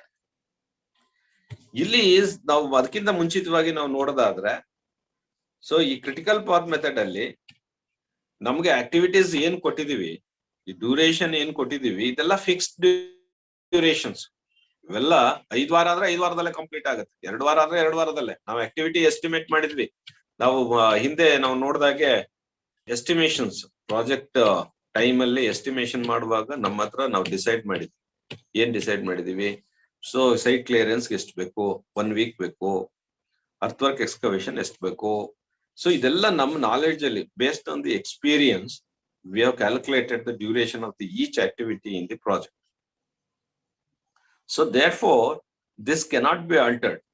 So either we can increase the duration, may be increased, but we cannot synchronize ಅಥವಾ ಕಡಿಮೆ ಮಾಡಕ್ ಸಾಧ್ಯ ಆಗೋದಿಲ್ಲ ಈ ಪ್ರಾಜೆಕ್ಟ್ ಅಲ್ಲಿ. Because based on our experience we come to the conclusion the duration of the each activity will be this. So ಇದ್ರ ಬಗ್ಗೆ ನಾವು ಮಾತಾಡಿದೀವಿ. ಇದನ್ನ ಆಲ್ಟರ್ ಮಾಡಕ್ಕಾಗಲ್ಲ, ಬಿಕಾಸ್ ಇಟ್ ಈಸ್ ಡಿಟರ್ಮೈನ್ಡ್. ನಾವು ಇದರಲ್ಲಿ ಯಾವುದೇ ಬದಲಾವಣೆ ಇಲ್ಲ, ಇದು ಫಿಕ್ಸ್ ಆಗಿದೆ. ಈ ಫಿಕ್ಸ್ ಆಗಿರೋ ಡ್ಯೂರೇಷನ್ ಇಟ್ಕೊಂಡು ನಾವು ಕ್ರಿಟಿಕಲ್ ಪಾತ್ ನ ಮಾಡಿದೀವಿ, ಕ್ರಿಟಿಕಲ್ ಪಾತ್ ಮೆಥಡ್ ಅಲ್ಲಿ ಮಾಡಿದೀವಿ. ಇದರಲ್ಲಿ ಯಾವುದೇ ಆಲ್ಟರೇಷನ್ಸ್ ಇಲ್ಲ. ನಮಗೆ ಮೊದಲೇ ಗೊತ್ತಿದೆ, ನಮ್ಗೆ ಇಂತಿಂತದ್ದು ಇಂತಿಂತ ಆಕ್ಟಿವಿಟಿ ಇಷ್ಟಿಷ್ಟು ದಿವಸದಲ್ಲಿ ಕೆಲಸ ಮುಗಿಸ್ಬೋದು ಅಂತ ಗೊತ್ತಿದೆ. ಇದರಲ್ಲಿ ಯಾವುದೇ ಕನ್ಫ್ಯೂಷನ್ಸ್ ಇಲ್ಲ. Time duration will be decided forehand. So it is fixed for the each activities. So there is no confusion. ಅಥವಾ ನನಗೆ ಯಾವ್ದು ಗೊತ್ತಿಲ್ಲ ಅಂತಿಲ್ಲ, ಡ್ಯೂರೇಷನ್ ಗೊತ್ತಾಗ್ತಾ ಇಲ್ಲ, ಹೆಂಗ್ ಫಿಕ್ಸ್ ಮಾಡೋದು, ಡ್ಯೂರೇಷನ್ ಎಷ್ಟು ದಿವಸ ಬೇಕು ಅಂತ ಹೇಗೆ ಗೊತ್ತಾಗಲ್ಲ ಅಂತ ಹೇಳಿ ಗೊತ್ತಿಲ್ಲ ಅಂತ ಹೇಳಲಿಕ್ಕೆ ಸಾಧ್ಯ ಇಲ್ಲ. ಸೊ ನಮಗ್ ಗೊತ್ತಾಗ್ತಾ ಇದೆ. ಸೊ ಅದರಿಂದ ನಾವು ಇದನ್ನ ಮೇನ್ ಆಗಿ ನಾವು ಕ್ರಿಟಿಕಲ್ ಪಾತ್ ಮೆಥಡ್ ಅಲ್ಲಿ ಡ್ಯೂರೇಷನ್ ನಮಗ್ ಗೊತ್ತಾಗಿದೆ. ಕ್ರಿಟಿಕಲ್ ಪಾತ್ ಅಲ್ಲಿ maximum time required to complete the project ಅನ್ನೋದ್ರ ಬಗ್ಗೆ ಕ್ರಿಟಿಕಲ್ ಪಾತ್ ನ ಐಡೆಂಟಿಫೈ ಮಾಡಿ ನಾವು ಲೆಕ್ಕ ಮಾಡಿದೀವಿ. ಈ ಕ್ರಿಟಿಕಲ್ ಪಾತ್ ಮೆಥಡ್ ಅಲ್ಲಿ ಕ್ರಿಟಿಕಲ್ ಪಾತ್ ನ ಐಡೆಂಟಿಫೈ ಮಾಡೋದು ಗೊತ್ತಾಗಿದೆ. ಸೊ ಈ ಕ್ರಿಟಿಕಲ್ ಆಕ್ಟಿವಿಟೀಸ್ ಬಗ್ಗೆ ಗೊತ್ತಾಗಿದೆ. ಅದರಿಂದ ನಮ್ಗೆ ಇವೆಲ್ಲವೂ ಕೂಡ ಡಿಸೈಡ್ ಆಗಿದೆ. ಅರ್ಲಿಯೆಸ್ಟ್ ಪಾಸಿಬಲ್ ಟೈಮ್ ನ ಹೇಗೆ ಲೆಕ್ಕ ಮಾಡಬಹುದು ಏನು ಅನ್ನೋದ್ರ ಬಗ್ಗೆ ಎಲ್ಲ ಗೊತ್ತಿದೆ. ಬಟ್ ಈಗ PERT ಅಲ್ಲಿ ಹೆಂಗಾಗತ್ತೆ, ಪ್ರಾಜೆಕ್ಟ್ ಎವ್ಯಾಲ್ಯೂಯೇಷನ್ ರಿವ್ಯೂ ಟೆಕ್ನಿಕ್ ಅಂತ ಹೇಳಿ ಇದು full form. This project evaluation review technique. So what you mean by PERT? ಹಂಗಂದ್ರೆ PERT ಅಂದ್ರೇನು? PERT ಅಂದ್ರೆ ಇದೊಂದು ಟೂಲ್, ಇದೊಂದು ಮೆಥಡ್ ಅಷ್ಟೇ, ಇನ್ನೇನು. PERT ಅಂದ್ರೆ ಈಗ ಬಾರ್ ಚಾರ್ಟ್ ಅಂದ್ರೇನು, bar chart is one method, CPM is also another method, PERT is also another method. ಏನಕ್ಕೆ ಯೂಸ್ ಮಾಡ್ತೀವಿ ಮೆಥಡ್ ನ ಅಂತ ಕೇಳ್ತಾನೆ, ಅಥವಾ ಟೂಲ್ ಅಂತೀವಿ ಇದನ್ನ. ಪ್ಲಾನಿಂಗ್ ಟೂಲ್ ಅಂತೀವಿ ಅಥವಾ ಮೆಥಡ್ ಅಂತೀವಿ. ಇದನ್ನ ಶೆಡ್ಯೂಲಿಂಗ್ ಮೆಥಡ್ ಅಂತೀವಿ ಅಥವಾ ಪ್ಲಾನಿಂಗ್ ಟೂಲ್ ಅಂತೀವಿ, ಪ್ಲಾನಿಂಗ್ ಮೆಥಡ್ ಅಂತೀವಿ, ಏನ್ ಬೇಕಾದ್ರೂ ಬಳಸ್ಬೋದಿಲ್ಲ. ಸೊ ಇದನ್ನ ಏನಕ್ಕೆ ಬಳಸ್ತಾ ಇದೀವಿ, ಏನಕ್ಕೆ ಬಳಸ್ತಿದೀವಪ್ಪ ಅಂತಂದ್ರೆ ಪ್ಲಾನಿಂಗ್ ಬಳಸ್ತಾ ಇದೀವಿ. ಯಾವ ಪ್ಲಾನಿಂಗ್? ಕನ್ಸ್ಟ್ರಕ್ಷನ್ ಪ್ಲಾನಿಂಗ್ ಬಳಸ್ತಾ ಇದೀವಿ ಅಷ್ಟೇ, ಇನ್ನೇನಿಲ್ಲ. ಕನ್ಸ್ಟ್ರಕ್ಷನ್ ಪ್ಲಾನಿಂಗ್ ಯಾಕೆ ಇಂಪಾರ್ಟೆಂಟ್? ಮ್ಯಾನೇಜ್ ಮಾಡ್ಬೇಕು construction. Therefore construction management, project management ಮಾಡಕ್ಕೆ ಕನ್ಸ್ಟ್ರಕ್ಷನ್ ಪ್ಲಾನಿಂಗ್ ಮಾಡ್ತೀವಿ. ಕನ್ಸ್ಟ್ರಕ್ಷನ್ ಪ್ಲಾನಿಂಗ್ ಮಾಡಕ್ಕೆ ಈ ಟೂಲ್ ನ ಯೂಸ್ ಮಾಡ್ತಾ ಇದ್ದೀವಿ. That's all. ಅದನ್ನ ಹೇಳೋದಾದ್ರೆ ಕ್ಲಿಯರ್ ಆಗಿ ಹೇಳ್ಬೋದು. ಇದೊಂದು tool, construction program evaluation review technique ಅನ್ನೋದು ಒಂದು ಸಾಧನ, ಇದೊಂದು ಟೂಲು. ಇದನ್ನ ನಾವು ಏನಕ್ಕೆ ಬಳಸ್ತಾ ಇದೀವಪ್ಪ ಅಂತಂದ್ರೆ ಕನ್ಸ್ಟ್ರಕ್ಷನ್ ಅಲ್ಲಿ ಎಷ್ಟೆಷ್ಟು ಆಕ್ಟಿವಿಟೀಸ್ ಬರುತ್ತೆ ಅದನ್ನ ಪ್ಲಾನ್ ಮಾಡ್ಕೊಂತ ಇದ್ದೀವಿ. ಪ್ಲಾನ್ ಮಾಡಿ ಶೆಡ್ಯೂಲಿಂಗ್ ಮಾಡಕ್ಕೆ ಒಂದು ಚಿತ್ರದ ರೂಪದಲ್ಲಿ ಬರೆದು ತೋರ್ಸಕ್ಕೆ ಈ ಒಂದು ಟೂಲ್ ನ ಅಥವಾ ಇದೊಂದು ಸಾಧನನ ಬಳಸ್ತಾ ಇದ್ದೀವಿ ಅಷ್ಟೇ, ಇನ್ನೇನು ಇಲ್ಲ. ಏನಕ್ಕಪ್ಪ ಪ್ಲಾನ್ ಮಾಡ್ತೀವಿ ಅಂತ ಅಂದ್ರೆ, ಪ್ಲಾನ್ ಯಾತಕ್ ಮಾಡ್ತೀವಿ ಅಂತ ಅಂದ್ರೆ ಕನ್ಸ್ಟ್ರಕ್ಷನ್ ಅಲ್ಲಿ ಸುಮಾರು ಆಕ್ಟಿವಿಟಿ ಬರ್ತವೆ. ಯಾವಾಗ ಯಾವ ಆಕ್ಟಿವಿಟಿ, ಯಾವ ಮೆಟೀರಿಯಲ್, ಯಾವ ಲೇಬರ್, ಯಾವ್ಯಾವ ಎಕ್ವಿಪ್ಮೆಂಟ್ ಯಾವಾಗ ಬೇಕು ಅನ್ನೋದನ್ನ ಕಂಡಿಡ್ಕೊಳಕ್ಕೆ ಈ ಒಂದು ಟೆಕ್ನಿಕ್ ಯೂಸ್ ಮಾಡ್ಕೊಂಡು ಡ್ರಾ ಮಾಡ್ತೀವಿ, ಒಂದು ಚಿತ್ರ ಬರಿತೀವಿ ಅಥವಾ ನೆಟ್ವರ್ಕ್ ಡಯಾಗ್ರಾಮ್ ಬರಿತೀವಿ ಅಂತ ಹೇಳಿ. ಈ ಪ್ಲಾನಿಂಗ್ ಏನಕ್ಕೆ ಮಾಡ್ತೀರಿ? ರಿಸೋರ್ಸ್ ಪ್ಲಾನಿಂಗ್ ಏನಕ್ಕೆ ಬೇಕಪ್ಪ ಅಂತ ಅಂದ್ರೆ, ಸೊ ಪ್ರಾಜೆಕ್ಟ್ ಮ್ಯಾನೇಜ್ಮೆಂಟ್ ಮಾಡಕ್ಕಲ್ಲ, ಎಫೆಕ್ಟಿವ್ ಪ್ಲಾನಿಂಗ್ ಮಾಡಕ್ಕೆ, ಎಫೆಕ್ಟಿವ್ ಪ್ರಾಜೆಕ್ಟ್ ಮ್ಯಾನೇಜ್ಮೆಂಟ್ ಮಾಡ್ಲಿಕ್ಕೆ ಬೇಕು. ಏನಕ್ಕೆ ಪ್ರಾಜೆಕ್ಟ್ ಮ್ಯಾನೇಜ್ಮೆಂಟ್ ಮಾಡ್ತೀರಿ ಅಂತ ಪ್ರಶ್ನೆ ಮಾಡ್ತಾರೆ ಮತ್ತೆ. ಏನಕ್ಕೆ ಪ್ರಾಜೆಕ್ಟ್ ಮ್ಯಾನೇಜ್ಮೆಂಟ್ ಮಾಡ್ತೀರಿ ಅಂತ ಅಂದ್ರೆ, ಅಯ್ಯೋ ಸ್ವಾಮಿ ನಾವು ಯಾವ್ದೋ ಒಂದು ಟೈಮ್ ಕೊಟ್ಟಿರ್ತೀವಿ, ಇಷ್ಟು ದಿವಸದಲ್ಲಿ ಕಟ್ಕೊಡ್ತೀವಿ ಅಂತ, ಇಷ್ಟೇ ದುಡ್ಡಲ್ಲಿ ಕಟ್ಕೊಡ್ತೀವಿ ಅಂತ ಹೇಳಿರ್ತೀವಿ. Time and money is very important factor for the construction in the construction industry. Therefore, we have to complete the work within the time as per the agreement and also within the cost, estimated cost. So ನಾವ್ ಎಷ್ಟು ರೂಪಾಯಿಗೆ ನಾವು 10 ಲಕ್ಷ ಅಂದ್ರೆ 10 ಲಕ್ಷದ ಒಳಗನೆ project ಮುಗಿಸ್ಬೇಕು. ಒಂದ್ 3 ತಿಂಗಳು ಅಂದ್ರೆ 3 ತಿಂಗಳ ಒಳಗಡೆ ಮುಗಿಸ್ಬೇಕು. ಹಂಗ್ ಮಾಡಕ್ಕೆ ಈ ಪ್ರಾಜೆಕ್ಟ್ ಮ್ಯಾನೇಜ್ಮೆಂಟ್ ಬೇಕು. ಈ ಪ್ರಾಜೆಕ್ಟ್ ಮ್ಯಾನೇಜ್ಮೆಂಟ್ ಮಾಡಕ್ಕೆ ರಿಸೋರ್ಸ್ ಪ್ಲಾನಿಂಗ್ ಬೇಕು. ರಿಸೋರ್ಸ್ ಪ್ಲಾನಿಂಗ್ ಮಾಡ್ಕೊಳಕ್ಕೆ ಈ ಟೂಲ್ಗಳು ಬೇಕು ಅಷ್ಟೇ, ಇನ್ನೇನು ಇಲ್ಲ. ಈ ಸಿಂಪಲ್. ಸೊ ಹಂಗಂದ್ರೆ ಪರ್ಟ್ ಅಂದ್ರೆ ಏನು ಅಂತ ಗೊತ್ತಾಗ್ಲೇ ಇಲ್ಲ ಸರ್, ನೀವ್ ಹೇಳಿದ್ ನನ್ಗೆ ಅರ್ಥನೇ ಆಗ್ಲಿಲ್ಲ ಸರ್, ಸೊ ಹಂಗಂದ್ರೆ ಏನ್ ಸರ್ ಅಂತ ಮತ್ತೆ ಕೇಳಬಾರ್ದು. This is very simple technique ಅಥವಾ ಸಿಂಪಲ್ ಟೂಲ್. ಇದೊಂದು ಸಾಧನ ಅಷ್ಟೇ. ಏನಕ್ಕೆ? ಶೆಡ್ಯೂಲಿಂಗ್ ಮಾಡಕ್ಕೆ. ಏನ್ ಶೆಡ್ಯೂಲಿಂಗ್ ಮಾಡ್ತೀರಿ? ಸೊ ರಿಸೋರ್ಸ್ ಪ್ಲಾನಿಂಗ್ ಮಾಡುವಾಗ ರಿಸೋರ್ಸ್ ಪ್ಲಾನಿಂಗ್ ಅಲ್ಲಿ ಏನ್ ಔಟ್ಕಮ್ ಬರುತ್ತೆ ಅದನ್ನ ನಾವು ಗ್ರಾಫ್ ರೂಪದಲ್ಲೋ ಅಥವಾ ಡಯಾಗ್ರಾಮ್, ಯಾವುದು ನೆಟ್ವರ್ಕ್ ಡಯಾಗ್ರಾಮ್ ರೂಪದಲ್ಲೋ ಪ್ರೆಸೆಂಟ್ ಮಾಡ್ತೀವಿ. ಅದನ್ನೇ ನಾವು ಶೆಡ್ಯೂಲಿಂಗ್ ಅಂತ. So therefore the program evaluation review technique is an tool or a technique which is used for the resource planning in a construction industry.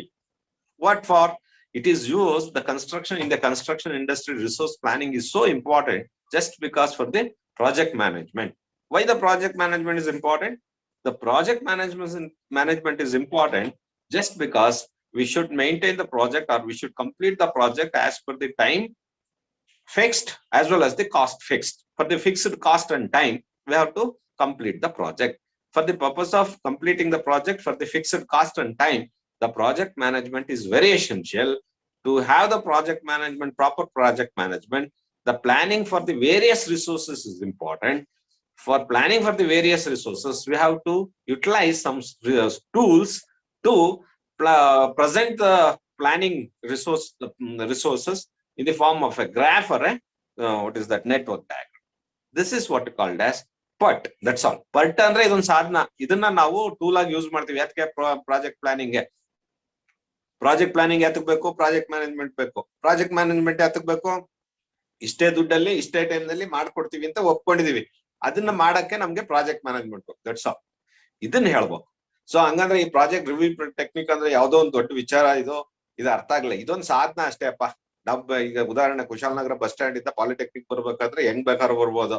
ಆಟೋದಲ್ಲಾರು ಬರ್ಬೋದು, ನಡ್ಕೊಂಡಾರು ಬರ್ಬೋದು, ಬಸ್ ಅಲ್ಲಾದ್ರೂ ಬರ್ಬೋದು.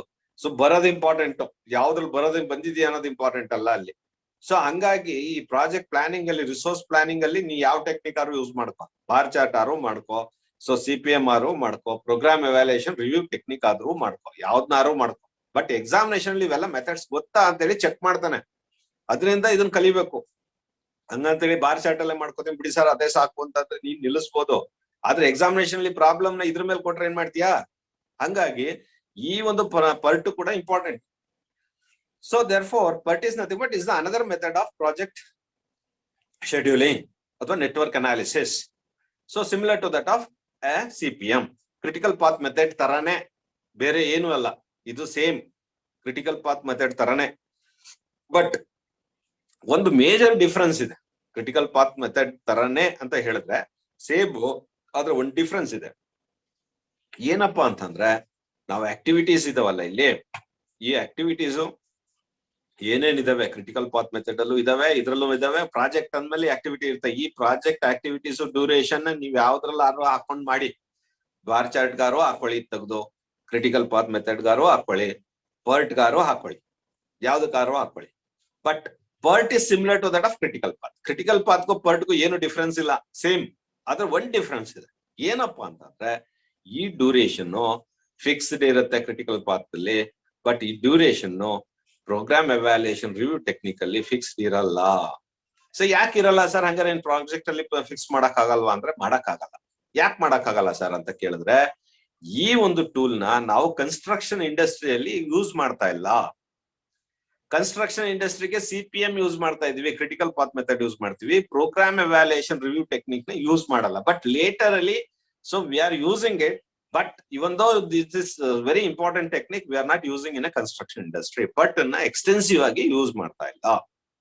ಯಾಕಪ್ಪ ಅಂತಂದ್ರೆ ಈಚ್ ಆಕ್ಟಿವಿಟಿ ಏನೇನ್ ಕೊಟ್ಟಿದ್ವಿ, ABCDEFGH ಅಂತ ಏನೇನ್ ಆಕ್ಟಿವಿಟೀಸ್ ಲಿಸ್ಟ್ ಮಾಡಿದೀವಿ, ಈ ಡ್ಯೂರೇಷನ್ಸ್ ಏನ್ ಫಿಕ್ಸ್ ಮಾಡಿದೀವಿ, ಈ activities and durations for example ಹೇಗೆ 5 ವೀಕ್ಸ್ ಅರೆ 5 ವೀಕ್ ಬೇಕು ಅಂತ ಬರ್ದಿದೀವಿ. 5 ವೀಕ್ ಅಂತ ಬೇಕು ಅಂತ ಬರೆದ ಮೇಲೆ ಈ 5 ವೀಕ್ ಅಲ್ಲೇ ಕೆಲಸ ಆಗುತ್ತಾ ಅಂತ ಎಕ್ಸಾಕ್ಟ್ ಆಗಿ ಗೊತ್ತಿಲ್ಲ. ಆ ಗೊತ್ತಿಲ್ಲದೆ ಇದ್ದಾಗ ಈ ಒಂದು ಟೆಕ್ನಿಕ್ ನ ಬಳಸ್ತೀವಿ. ಯಾವಾಗ ಡ್ಯೂರೇಷನ್ ಎಕ್ಸಾಕ್ಟ್ ಆಗಿ ಗೊತ್ತಾಗಲ್ಲ ಅವಾಗ ಈ ಒಂದು ಟೆಕ್ನಿಕ್ ನ ಬಳಸ್ತೀವಿ. ಹಂಗಾದ್ರೆ ಎಲ್ಲಿ ಬಳಸ್ತೀವಪ್ಪ ಇದನ್ನ ಅಂತಂದ್ರೆ ಹೆಚ್ಚಾಗಿ research oriented, R&D, research and development. So ನಮಗ್ ಗೊತ್ತಾಗ್ತಾ ಇಲ್ಲ, ಸೊ ಎಲ್ಲ ರಿಸರ್ಚ್ ಅಂಡ್ ಡೆವಲಪ್ಮೆಂಟ್ ನಾವು ಮಾಡ್ತಿರೋದೇ ಹೊಸ ಕೆಲಸ. ಅಂತದ್ರಲ್ಲಿ ಯಾವ್ಯಾವ್ದನ್ನ ಹೆಂಗೆ ಅಂತ ಎಷ್ಟೆಷ್ಟು ಅಂತ ಹೇಳಕ್ಕಾಗತ್ತೆ, ಸಾಧ್ಯ ಇಲ್ಲ. ಅಂತ ಟೈಮ್ ನಲ್ಲಿ V are going for the probability. ಇವೆಲ್ಲ ಬರ್ದಿರೋದು ಪ್ರಾಬಬಲ್, ಅಂದಾಜಲ್ಲಿ ಇಷ್ಟು ದಿವಸದಲ್ಲಿ ಆಗಬಹುದು ಅಂತ ಬರ್ತೀವಿ, ಕರೆಕ್ಟ್ ಆಗಿ ಬರೆಯಕ್ ಆಗಲ್ಲ. That is probability. ಸೊ 5 ದಿವಸದಲ್ಲಿ ಮುಗಿಬಹುದು ಅಂತ ಬರ್ತೀವಿ ಹೊರತು 5 ದಿವಸದಲ್ಲೇ ಮುಗಿಸ್ತೀವಿ ಅಂತ ಬರ್ದಿಲ್ಲ. That is probability. 5 ದಿವಸದಲ್ಲೇ ಮುಗಿಸ್ತೀವಿ ಅಂದ್ರೆ exact time, that is in the CPM part. CPM ಅಲ್ಲಿ ಎಕ್ಸಾಕ್ಟ್ ಟೈಮ್ ಬರೀತೀವಿ. ಬಟ್ ಇಲ್ಲಿ ಯಾವ್ದ್ರಲ್ಲಿ ಪರ್ಟ್ ಅಲ್ಲಿ ನಾವು ಎಕ್ಸಾಕ್ಟ್ ಟೈಮ್ ಬರ್ತಿಲ್ಲ. This is whatever duration we are return in this column is the probable time of completion of these activities, not an exact time. That is only the major difference. So ಪರ್ಟ್ಗೂ critical ಪಾತ್ಗೂ ಏನ್ difference ಅಪ್ಪ ಅಂತಂದ್ರೆ same method ಬರೆಯೋದು, network diagram ಬರೆಯೋದು, calculations ಎಲ್ಲ same. ಈ time ನ ಹೇಳುವಾಗ this is probable time, CPM ಹೇಳುವಾಗ ಎಕ್ಸಾಕ್ಟ್ ಟೈಮ್ ಅಷ್ಟೇ, ಇನ್ನೇನು ಇಲ್ಲ. ಸೊ ಇದೆರಡು ಬಿಟ್ರೆ ಬೇರೆ ಇಲ್ಲ. ಹಂಗಾಗಿ ಇದನ್ನ ನಾವು ಪ್ರಾಬಬಲ್ ಟೈಮ್ ಇಟ್ಕೊಂಡು ಕನ್ಸ್ಟ್ರಕ್ಷನ್ ಇಂಡಸ್ಟ್ರಿಲಿ ಕೆಲಸ ಮಾಡಕ್ ಆಗಲ್ಲ. ಅಂದಾಜಲ್ಲಿ ಯಾವತ್ ಮುಗಿಸ್ತೀವಿ ಅರ್ತ್ ವರ್ಕ್ ಅಂತಂದ್ರೆ ಅಂದಾಜಲ್ಲಿ ನೋಡೋಣ ಸರ್, ಒಂದ್ 5 ದಿವಸ ಆಗ್ಬೋದು, 10 ದಿವಸ ಆಗ್ಬೋದು, ಹಿಂಗ್ ಹೇಳಕ್ ಆಗಲ್ಲ. Exactly we have to say, because we have to maintain the total duration of the project. So total cost ಇಲ್ಲ ಅಂದ್ರೆ ಕಾಸ್ಟ್ ಜಾಸ್ತಿ ಆಗುತ್ತೆ. ಅದರಿಂದ ಎಕ್ಸಾಕ್ಟ್ ಟೈಮ್ ನಮ್ಗೆ important. Therefore critical path method ಅನ್ನ ಎಕ್ಸ್ಟೆನ್ಸಿವ್ ಆಗಿ ಯೂಸ್ ಮಾಡ್ತೀವಿ. ಇದನ್ನ ನಾವು ಕನ್ಸ್ಟ್ರಕ್ಷನ್ ಇಂಡಸ್ಟ್ರಿಲಿ ಎಕ್ಸ್ಟೆನ್ಸಿವ್ ಆಗಿ ಯೂಸ್ ಮಾಡಲ್ಲ. ಬಟ್ ಗೊತ್ತಿರ್ಬೇಕು, ಇದನ್ನ ನಾವು ರಿಸರ್ಚ್ ಅಂಡ್ ಡೆವಲಪ್ಮೆಂಟ್ ಅಲ್ಲಿ ಬಳಸ್ತೀವಿ. ಎಲ್ಲಿ ನಮ್ಗೆ ಕರೆಕ್ಟ್ ಟೈಮಿಂಗ್ಸ್ ನ ಎಸ್ಟಿಮೇಟ್ ಮಾಡಕ್ ಆಗಲ್ಲ ಒಂದೊಂದು ಆಕ್ಟಿವಿಟಿಗೆ, ಅಂತ ಸಂದರ್ಭದಲ್ಲಿ ಈ ಒಂದು ಮೆಥಡ್ ಅನ್ನ ಬಳಸ್ತೀವಿ. This program evaluation review technique is a tool used for the resource planning in a construction management when the duration of the each activity cannot be exactly identified. The duration of the each activity will be having the we are going to estimate probably probable time we are going to estimate. In that situation we'll go for this technique to draw the network diagram. That's all. ಇನ್ನೇನಾದ್ರೂ doubt ಇದೆಯಾ? ಈ doubt ಇದ್ರೆ ಮತ್ತೆ ಒಂದು message ಮಾಡಿ, ನನಗೆ doubt ಇದೆ ಅಂತ. Okay, this is what you called as PERT. ಇದು ಪರ್ಟ್ ಬಗ್ಗೆ ಏನ್ ಸುಮ್ನೆ ಪರ್ಟ್ ಅಂದ್ರೆ ಏನು ಅಂತ. ಪರ್ಟ್ ಅಂದ್ರೆ ಯಾವ್ದೋ ವಿಶೇಷವಾದ. CPM ಅಂದ್ರೇನು, CPM ಅಂದ್ರೂ ಅಷ್ಟೇ ಕ್ರಿಟಿಕಲ್ ಪಾತ್ ಮೆಥಡ್. ಹಂಗಂದ್ರೆ ಏನಪ್ಪಾ ಅಂತ ಯಾರು ಕೇಳಿದ್ರೆ, ಕ್ರಿಟಿಕಲ್ ಪಾತ್ ಮೆಥಡ್ ಒಂದು ಟೂಲ್ ಅಥವಾ ಟೆಕ್ನಿಕ್ ಮಾರಾಯ. ಆ ಟೆಕ್ನಿಕ್ ಅಲ್ಲಿ ನಾವು ಇದನ್ನ ಯೂಸ್ ಮಾಡಿ ಪ್ರಾಜೆಕ್ಟ್ ಪ್ಲಾನಿಂಗ್ ಯೂಸ್ ಮಾಡ್ತೀವಿ. ಅದೊಂದು ಟೆಕ್ನಿಕ್ ನ ಆ ಪ್ರಾಜೆಕ್ಟ್ ಪ್ಲಾನಿಂಗ್ ಅಂದ್ರೆ ರಿಸೋರ್ಸ್ ಪ್ಲಾನಿಂಗ್ ಯೂಸ್ ಮಾಡ್ತೀವಿ. Construction scheduling, material ಶೆಡ್ಯೂಲಿಂಗು, labour scheduling ಮಾಡಕ್ಕೆ ಆ ಒಂದು ಟೆಕ್ನಿಕ್ ನ ಬಳಸ್ತಾ ಇದೀವಿ. ಅದರಲ್ಲಿ ಎಲ್ಲಾ ಆಕ್ಟಿವಿಟಿನೂ ಲಿಸ್ಟ್ ಮಾಡ್ತೀವಿ, ಡ್ಯೂರೇಷನ್ ಹಾಕೊಂತೀವಿ, ಯಾವ ಆಕ್ಟಿವಿಟಿ ಫಸ್ಟ್ ಸೆಕೆಂಡ್ ಅನ್ನೋದನ್ನ based on the experience sequence ನ ಮಾಡ್ತೀವಿ.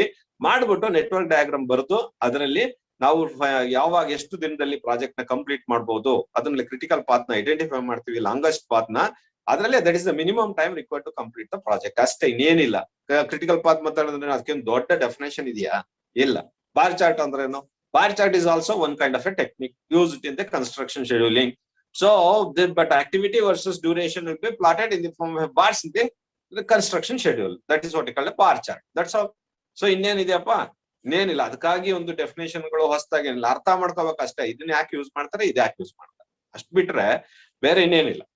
ಓಕೆ, ಸೊ ಇದಕ್ಕೆ ಕನ್ಸ್ಟ್ರಕ್ಷನ್ CP ಇನ್ನೇನು ವಿಶೇಷವಾದ ಹೊಸದಾಗಿ ಫಾರ್ಮುಲಾಗಳು ಯಾವ್ಯಾವ ಬರಲ್ಲ ಇಲ್ಲಿ. ಇದನ್ನ ನಾವು ಕನ್ಸ್ಟ್ರಕ್ಷನ್ ಪ್ರೊಸೀಜರ್ ಅಲ್ಲಿ ಅಥವಾ CPM ತರನೇ ಒಂದು ಪ್ರಾಬ್ಲಮ್ ತಗೊಳ್ಳೋಣ. ಈ ಪ್ರಾಬ್ಲಮ್ ನ ಈ ಒಂದು ಮೆಥಡ್ ಅಲ್ಲಿ, PERT ಮೆಥಡ್ ಅಲ್ಲಿ ಮಾಡಕ್ಕೆ ನೋಡೋಣ. ಇದರಲ್ಲಿ ಹೆಂಗಿರುತ್ತೆ ಕ್ಯಾಲ್ಕುಲೇಷನ್ಸ್ ಒಂದು problem. So construct a network diagram. This is the given problem. ಈ ಪ್ರಾಬ್ಲಮ್ ಕೊಟ್ಟಿದ್ದಾರೆ. ಈ ಪ್ರಾಬ್ಲಮ್ ಕೊಟ್ಟ ಮೇಲೆ ಇದಕ್ಕೆ ಅವನು ಕೇಳ್ತಾವನೆ construct the project network. Number A ಮೊದಲನೇದು. ಎರಡನೇದು ಏನ್ ಕೇಳ್ತಾವನೆ, ಫೈಂಡ್ ದ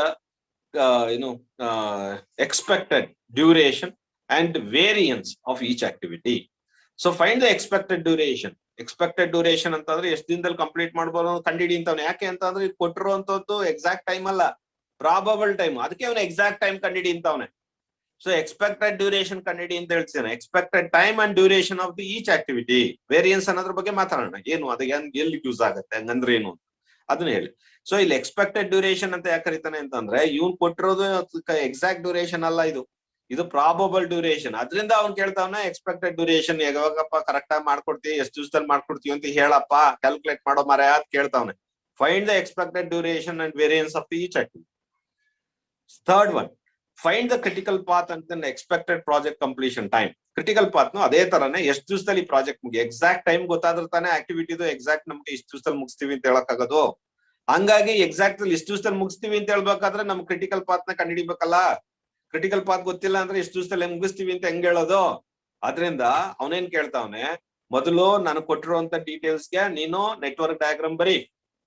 ಅದ್ ಬರ್ದಾದ್ಮೇಲೆ ಎಕ್ಸಾಕ್ಟ್ ಆಗಿ ಎಷ್ಟು ದಿವಸದಲ್ಲಿ ಮುಗಿಸ್ತೀಯ ಒಂದೊಂದು ಆಕ್ಟಿವಿಟಿನೂ ಏನದನ್ನ ಲೆಕ್ಕ ಮಾಡೋ. ಲೆಕ್ಕ ಮಾಡಾದ್ಮೇಲೆ ಕ್ರಿಟಿಕಲ್ ಪಾತ್ ಕಂಡಿಡಿದು ಬಿಟ್ಟು ನೀನು ಪ್ರಾಜೆಕ್ಟ್ ಅನ್ನ ಎಷ್ಟು ದಿವಸದಲ್ಲಿ ಮುಗಿಸ್ತೀಯ ಅಂತ ಹೇಳು ಅಂತ. ಇದು ಕ್ರಿಟಿಕಲ್ ಪಾತ್ ಅಲ್ಲಿ ಇರೋ ಅಷ್ಟೇ ಇಂಥದ್ದೇ. ಕ್ರಿಟಿಕಲ್ ಪಾತ್ ಮೆಥಡ್ ಅಲ್ಲೂ ಇದನ್ನೇ ಕೇಳಿರೋಂಥದ್ದು. ಸೊ ಹಂಗಾಗಿ ನೆಕ್ಸ್ಟ್ ಕೇಳಿದಾನೆ ಪ್ರಶ್ನೆ, ಇನ್ನೊಂದು ಪ್ರಶ್ನೆ ಏನಂತ, so what is the probability of completing the project on or before 22 weeks? ಅಪ್ಪ ನನ್ನ ಉದ್ದೇಶ ಈ ಪ್ರಾಜೆಕ್ಟ್ ನಾ 22 ವಾರದಲ್ಲಿ ಮುಗಿಸ್ಬೇಕು ಅಂತ ಅನ್ಕೊಂಡಿದೀನಿ. ಇದು 22 ವಾರದಲ್ಲಿ ಮುಗಿಸ್ಬೋದಾ ಅಂತ ಕೇಳ್ತಾನೆ. ಈ ಪ್ರಾಜೆಕ್ಟ್ ಇಷ್ಟು ಡೀಟೇಲ್ಸ್ ಕೊಟ್ಟಿದ್ದೀನಿ, ಇದರಲ್ಲಿ ನನಗೆ 22 ವಾರದಲ್ಲಿ ಈ ಪ್ರಾಜೆಕ್ಟ್ ನ ಮುಗಿಸ್ಬೋದಾ ಒಂದ್ಸರಿ ನೋಡಿ ಹೇಳು ಅಂತ ಹೇಳ್ತಿದ್ದಾನೆ. Just check it. So what is the probability of completing the project? Probability ಸಾಧ್ಯ ಇದೆಯಾ? ಪ್ರಾಬಬಿಲಿಟಿ ಅಂದ್ರೆ ಸಾಧ್ಯ ಇದೆಯಾ ಅಂತ ಹೇಳಿ. Probability of completing the project on or before 22 weeks. 22 ವಾರದಲ್ಲಿ ನೀವು ಮುಗಿಸ್ಬೋದಾ ಈ ಪ್ರಾಜೆಕ್ಟ್ ನ ಅಂತ ಹೇಳಿ ಕೇಳ್ತಾನೆ. ಸೊ ಇದು ಕ್ರಿಟಿಕಲ್ ಪಾತ್ ಮೆಥಡ್. ಇಲ್ಲಿ ತನಕನೂ ಸೇಮ್ ಕ್ರಿಟಿಕಲ್ ಪಾತ್. ಇಲ್ಲಿಂದ ಮುಂದಕ್ಕೆ ಇದೊಂದು ಸ್ಟೆಪ್ ನ ಆಡ್ ಮಾಡ್ಕೊಂಡಿದ್ದಾನೆ PERT ಅಲ್ಲಿ, ಅಷ್ಟೇ, ಇನ್ನೇನಿಲ್ಲ. ಬಟ್ ಇಲ್ಲಿ ಎಕ್ಸ್ಪೆಕ್ಟೆಡ್ ಡ್ಯೂರೇಷನ್ ಲೆಕ್ಕ ಮಾಡ್ಬೇಕಾದ್ರೆ ಇಲ್ಲಿ 3 ತರದ್ದು ಟೈಮ್ ಕೊಟ್ಬಿಟ್ಟಿದ್ದಾನೆ, OMP ಅಂತ. ಸೊ ಡ್ಯೂರೇಷನ್ ಇನ್ ವೀಕ್ಸ್ ಅಂತ ಹೇಳಿ ಒಂದೇ ಕಾಲಮ್ ಕೊಡ್ಬೇಕಾಯ್ತು, ಇನ್ 3 ಕಾಲಮ್ ಕೊಟ್ಬಿಡ್ತಾರೆ. ಈ 3 ಕಾಲಮ್ ಕೊಟ್ಟಾಗ ಈ 3 ಕಾಲಮ್ ಹೆಂಗ್ ಲೆಕ್ಕ ತಗೊಳ್ಳೋದು? ಹಂಗಂದ್ರೆ ಏನವು? ಸೊ ಇಲ್ಲಿ OMP ಅಂತಂದ್ರೆ ಏನು ಅಂತಂದ್ರೆ, ಸೊ ಇಲ್ಲಿಗೆ ಮಾಮೂಲಿ ಆಕ್ಟಿವಿಟಿ ಕೊಟ್ಟಿದ್ದಾನೆ, ಇದ್ರಲ್ಲಿ ಪ್ರಿಡಿಸೆಸರ್ ಕೊಟ್ಟಿದ್ದಾನೆ, ಡ್ಯೂರೇಷನ್ ಕೊಡ್ಬೇಕಿತ್ತು ಒಂದೇ ಕಾಲಮ್ ಅಲ್ಲಿ, ಬಟ್ ಇವ್ನು 3 ಕಾಲಮ್ ಮಾಡ್ಕೊಂಡಿದ್ದಾನೆ. ಏನಪ್ಪಾ ಅಂದ್ರೆ, O ಅಂದ್ರೆ ಆಪ್ಟಿಮಮ್ ಟೈಮ್, M ಅಂತಂದ್ರೆ ಮೋಸ್ಟ್ ಲೈಕ್ಲಿ ಟೈಮ್, P ಅಂತಂದ್ರೆ pessimistic time. That's all. So optimistic, most likely, pessimistic time ಅಂತ ಹೇಳಿ, ಬೇರೆ ಇನ್ನೇನು ಅಲ್ಲ. ಈ 3 ಟೈಮ್ ಕೊಟ್ಟಿರ್ತಾನೆ. ಇದೇನಪ್ಪ ಆಪ್ಟಿಮಿಸ್ಟಿಕ್ ಟೈಮ್ ಅಂದ್ರೆ ಏನು ಅಂತಂದ್ರೆ, it is the shortest possible time of completing the activity. ಇದು ಶಾರ್ಟೆಸ್ಟ್ ಪಾಸಿಬಲ್, ಎಷ್ಟು ಬೇಗ ಸಾಧ್ಯ ಇದೆ ಕೆಲಸ ಮಾಡ್ಲಿಕ್ಕೆ ಅನ್ನೋದನ್ನ ಬರ್ದಿದೀವಿ. ಶಾರ್ಟೆಸ್ಟ್ ಪಾಸಿಬಲ್ ಟೈಮ್ ನಾ ಹೇಳದ್ನಲ್ಲ, ಅಂದಾಜು ಎಷ್ಟು ದಿನದಲ್ಲಿ. ಅರ್ಜೆಂಟ್ ಬೇಗ ಅಂದ್ರೆ ಎಷ್ಟು ದಿವಸದಲ್ಲಿ ಮುಗಿಸ್ತೀಯಪ್ಪ ಅಂತ ಕೇಳಲ್ವಾ, ಎಷ್ಟು ದಿವಸ. ಲೇಟ್ ಆಗಿ ಅಂದ್ರೆ ಎಷ್ಟು ದಿವಸದಲ್ಲಿ ಮುಗಿಸ್ತೀಯಪ್ಪ ಅಂತ ಕೇಳಲ್ವಾ, ಲೇಟ್ ಆಗಿ ಅಂದ್ರೆ ಎಷ್ಟು ದಿವಸದಲ್ಲಿ. That is what you called as maximum time required to complete the activity under abnormal condition. ತುಂಬಾ ಏನೋ ಪ್ರಾಬ್ಲಮ್ ಆಯ್ತು ಅಂದ್ರೂ ಎಷ್ಟು ದಿವಸದಲ್ಲಿ ಮುಗಿಸ್ಕೊಡ್ತೀಯಪ್ಪ ಅಂತಂದ್ರೆ, ಅಣ್ಣ 7 ದಿವಸದಲ್ಲಿ ಮುಗಿಸ್ತೀನಪ್ಪ ನಾನು ಈ ಆಕ್ಟಿವಿಟಿ. ಕಮ್ಮಿ ಅಂದ್ರೆ 5 ದಿವಸ ಬೇಕೇ ಬೇಕು, ಸ್ವಲ್ಪ ಹೆಚ್ಚಂತ ಅಂದ್ರೆ 7 days ಅಂತೂ ಬೇಕೇ ಬೇಕು. ಅದರಿಂದ ಸೊ ನಾನು 7 ದಿವಸದಲ್ಲಿ ಮುಗಿಸ್ತೀನಿ ಅಂತ ಹೇಳ್ಬೋದು. ಇನ್ ಮಧ್ಯದಲ್ಲಿ ಇರೋದೇನು ಇಲ್ಲಿ, it is the time of completion of the activity under normal condition. ಏನು ಸಮಸ್ಯೆ ಇಲ್ಲ ಅಂತಂದ್ರೆ ಒಂದ್ ವೇಳೆ 6 ದಿವಸದಲ್ಲಿ ಮುಗಿಸ್ಬೋದು. ಕಮ್ಮಿ ಅಂದ್ರೆ 5 ದಿವಸ, ಹೆಚ್ಚಂದ್ರೆ 7 ದಿವಸ, 6 ದಿವಸದಲ್ಲಿ ಅಂತೂ ಮುಗಿಸ್ಬೋದು. That is the meaning of OM and P, optimistic and most likely and pessimistic time. This is the minimum time required to complete this activity So this is the maximum time required to complete this activity in the abnormal situation. ಏನೇ ತೊಂದರೆ ಆದ್ರೂ ನಾನು ಎಷ್ಟು ದಿವಸದಲ್ಲಿ ಮುಗಿಸ್ತೀನಪ್ಪ ಅನ್ನೋದನ್ನ, this is in any abnormal situation. This is the maximum time estimated to complete this activity in the project. So activity A, this is the time required to complete this activity in a normal condition. ಇದು ಮೂರು, optimistic, so most likely and pessimistic. ಇದನ್ನ ಮೂರನ್ನ ನಾವು ಹೇಳ್ತೀವಿ. So ಈ ಮೂರು time ಇಟ್ಕೊಂಡು ನಾವು duration ಕಂಡುಹಿಡಿಯಬೇಕು, ಎಕ್ಸ್ಪೆಕ್ಟೆಡ್ ಟೈಮ್ ಆಫ್ ಕಂಪ್ಲೀಷನ್ ನಾವು ಕೇಳಿದಾನೆ. ಸೊ ಈ ಮೂರು ಟೈಮ್ ಇಟ್ಕೊಂಡು ನಾವು ಎಕ್ಸ್ಪೆಕ್ಟೆಡ್ ಡ್ಯೂರೇಷನ್ ನ ಕಂಡುಹಿಡಿಬೇಕು. ಸುಲಭ, ಅದ್ರಲ್ಲೇನು ದೊಡ್ಡ, ಇದ್ರಲ್ಲಿ ಏನು ವಿಶೇಷತೆ ಏನಿಲ್ಲ, ದೊಡ್ಡ ವಿಶೇಷತೆ ಏನು. ಸೊ ಇದ್ರಲ್ಲಿ ಏನಪ್ಪಾ ಅಂತಂದ್ರೆ, so mean time and variance ಅಂತ ಕರಿತೀವಿ ನಾವು. ವೇರಿಯನ್ಸ್ ಅನ್ನೋದ್ರ ಬಗ್ಗೆ ನಾನು ಆಗ್ಲೇ ಮಾತಾಡಿದೆ, ಕ್ಯಾಲ್ಕುಲೇಟ್ ಮಾಡಕ್ ಹೇಳಿದೆ ನಾನು. ಸೊ ಇಲ್ಲಿ ಮೀನ್ ಟೈಮ್ ನ ಲೆಕ್ಕ ಮಾಡ್ಕೊತೀವಿ ನಾವು. ಸೊ ಇಲ್ಲಿ ಎಕ್ಸ್ಪೆಕ್ಟೆಡ್ ಟೈಮ್ ನ ಲೆಕ್ಕ ಮಾಡ್ಬೇಕಾಗ್ತದೆ. ಸೊ ಎಕ್ಸ್ಪೆಕ್ಟೆಡ್ ಟೈಮ್ ನ ಹೇಗೆ ಲೆಕ್ಕ ಮಾಡೋದು ಅಂತಂದ್ರೆ, duration are expected time of each activity will be calculated using this formula T0 plus 4Tm plus TP. 0 ಅಂತಂದ್ರೆ optimum. So this is what you called as optimistic. Tm ಅಂತ, T ಅಂದ್ರೆ T stands for time. So MO stands for optimistic time. So optimistic time. M stands for most likely time. Tm ಅಂತ ಅಂದ್ರೆ most likely time. TP ಅಂತ ಅಂದ್ರೆ so pessimistic time. So T0 ಅಂತ ಅಂದ್ರೆ T0 ಈ ವ್ಯಾಲ್ಯೂನ, T0 ವ್ಯಾಲ್ಯೂನ for example ಏದು ಎಕ್ಸ್ಪೆಕ್ಟೆಡ್ ಟೈಮ್ ಎಷ್ಟು ಅಂತ ಕೇಳಿದ್ರೆ T0ಗೆ ಇಲ್ಲಿ 5 ಸಬ್ಸ್ಟಿಟ್ಯೂಟ್ ಮಾಡೋದು. ಸೊ ಇಲ್ಲಿ 6 ನ ಸಬ್ಸ್ಟಿಟ್ಯೂಟ್ ಮಾಡೋದು, ಇಲ್ಲಿ 7 ನ ಸಬ್ಸ್ಟಿಟ್ಯೂಟ್ ಮಾಡೋದು, divided by 6 because we have 6 parts. So 1 4 5 ಇಲ್ಲೊಂದು 6, ಒಟ್ಟಿಗೆ 6, therefore divided by 6. therefore we are going to take the mean, average time ನ ತಗೊಂತಾ ಇದೀವಿ. ಇದು ಫಾರ್ಮುಲಾ ಅವರೇಜ್ ಟೈಮ್. ಈ ಎಕ್ಸ್ಪೆಕ್ಟೆಡ್ ಟೈಮ್ ಆಕ್ಟಿವಿಟಿ ಏದು ಕ್ಯಾಲ್ಕುಲೇಟ್ ಮಾಡ್ಬೇಕಾದ್ರೆ 5 plus 4 into 6 plus 7. 5 plus 4 into 6 plus 7. Therefore, divided by 6. Divided by 6 will be the 6 answer. Illenu mare agide irli. So therefore, would you call it as mean? This is the mean formula. We are using it. So variance nu ade tara. Variance na bandag use madoಣ. Variance na ನಾವು use ಮಾಡೋಣ, ಮತ್ತೆ ಮಾತಾಡೋಣ variance ಬಗ್ಗೆ. ಈಗ mean time ಬಗ್ಗೆ ಅಥವಾ duration, exact duration ಬಗ್ಗೆ calculations ಹೇಗೆ ಅನ್ನೋದ್ರ ಬಗ್ಗೆ ನೋಡ್ಬಿಡೋಣ. ಸೊ ದೇರ್ಫೋರ್ ಈ ಮೂರು ಟೈಮ್ ಅನ್ನು ಯುಟಿಲೈಸ್ ಮಾಡಿ ನಾವು ಎಕ್ಸ್ಪೆಕ್ಟೆಡ್ ಟೈಮ್ ಆಫ್ ಕಂಪ್ಲೀಷನ್ ಈ ಫಾರ್ಮುಲಾ ಮಾಡಿ ಬಳಸ್ತೀವಿ ಅಷ್ಟೇ. ಬಂತಪ್ಪ ಮೀನ್ ಟೈಮ್, ಇಲ್ಲಿ ಟ್ಯಾಬ್ಲೆಟ್ ಮಾಡಿದ್ವಿ. ಸೊ ಆಕ್ಟಿವಿಟಿ ಎ, ಆಕ್ಟಿವಿಟಿ ಯಾವ್ದು ಪ್ರಿಸಿಡರ್ ಆಕ್ಟಿವಿಟಿ, ಮೀನ್ ಟೈಮ್ ಎಷ್ಟಿದೆ ಅನ್ನೋದ್ರ ಬಗ್ಗೆ ನಾವು ಮಾತಾಡ್ತಾ ಇದ್ವಿ. ಈ ಮೀನ್ ಟೈಮ್ ಯಾವಾಗ ಗೊತ್ತಾಯ್ತು, ಗೊತ್ತಾದ್ಮೇಲೆ ನೆಟ್ವರ್ಕ್ ಡಯಾಗ್ರಾಮ್ ಬರುತ್ತೆ. ಮೀನ್ ಟೈಮ್ ಗೊತ್ತಾಗದೇ ಇದ್ರೆ ನೆಟ್ವರ್ಕ್ ಡಯಾಗ್ರಾಮ್ ಬರೆಯೋದಾಗೆ ಎಷ್ಟು ದಿವಸ ಅಂತ ಬರೆಯೋದಾಗೆ, activity A requires 6 days, activity B requires ನಮಗೆ B requires 3 days, activity B requires 3 days, activity C requires 4 days. So ಇದನ್ನ ಮಾಮೂಲಿ ನಾವ್ ಹೆಂಗೆ CPM ಅಲ್ಲಿ ಬರೆದ್ವಿ ಹಂಗೆ ಬರ್ತೀವಿ. ಇಲ್ಲಿ ಏನಪ್ಪಾ ಅಂತಂದ್ರೆ ಮೀನ್ ಟೈಮ್ ಮಾತ್ರ ಲೆಕ್ಕ ಮಾಡ್ತೀವಿ. ಸೊ ಈಗ ನೆಟ್ವರ್ಕ್ ವೇರಿಯನ್ಸ್ ಏನ್ ಬೇಕಾಗಿಲ್ಲ ನೆಟ್ವರ್ಕ್ ಡಯಾಗ್ರಾಮ್ ಬರೆಯಕ್ಕೆ, ನಮ್ಗೆ ಬೇಕಿರೋದು ಮೀನ್ ಟೈಮ್ ಅಷ್ಟೇ. ನೆಟ್ವರ್ಕ್ ಡಯಾಗ್ರಾಮ್ ಯಾವ್ದು ಪ್ರಿಡಿಸೆಸರ್ ಆಕ್ಟಿವಿಟಿ ಅಂತ ಗೊತ್ತಿದೆ, ನೆಟ್ವರ್ಕ್ ಡಯಾಗ್ರಾಮ್ ಬರ್ತದೆ. ನೆಟ್ವರ್ಕ್ ಡಯಾಗ್ರಾಮ್ ಆದ್ಮೇಲೆ ವೇರಿಯನ್ಸ್ ಹಂಗೆ ಕಾಲಮ್ ಹಂಗೆ ಫ್ರೀ ಇಟ್ಕೊಳ್ಳಿ.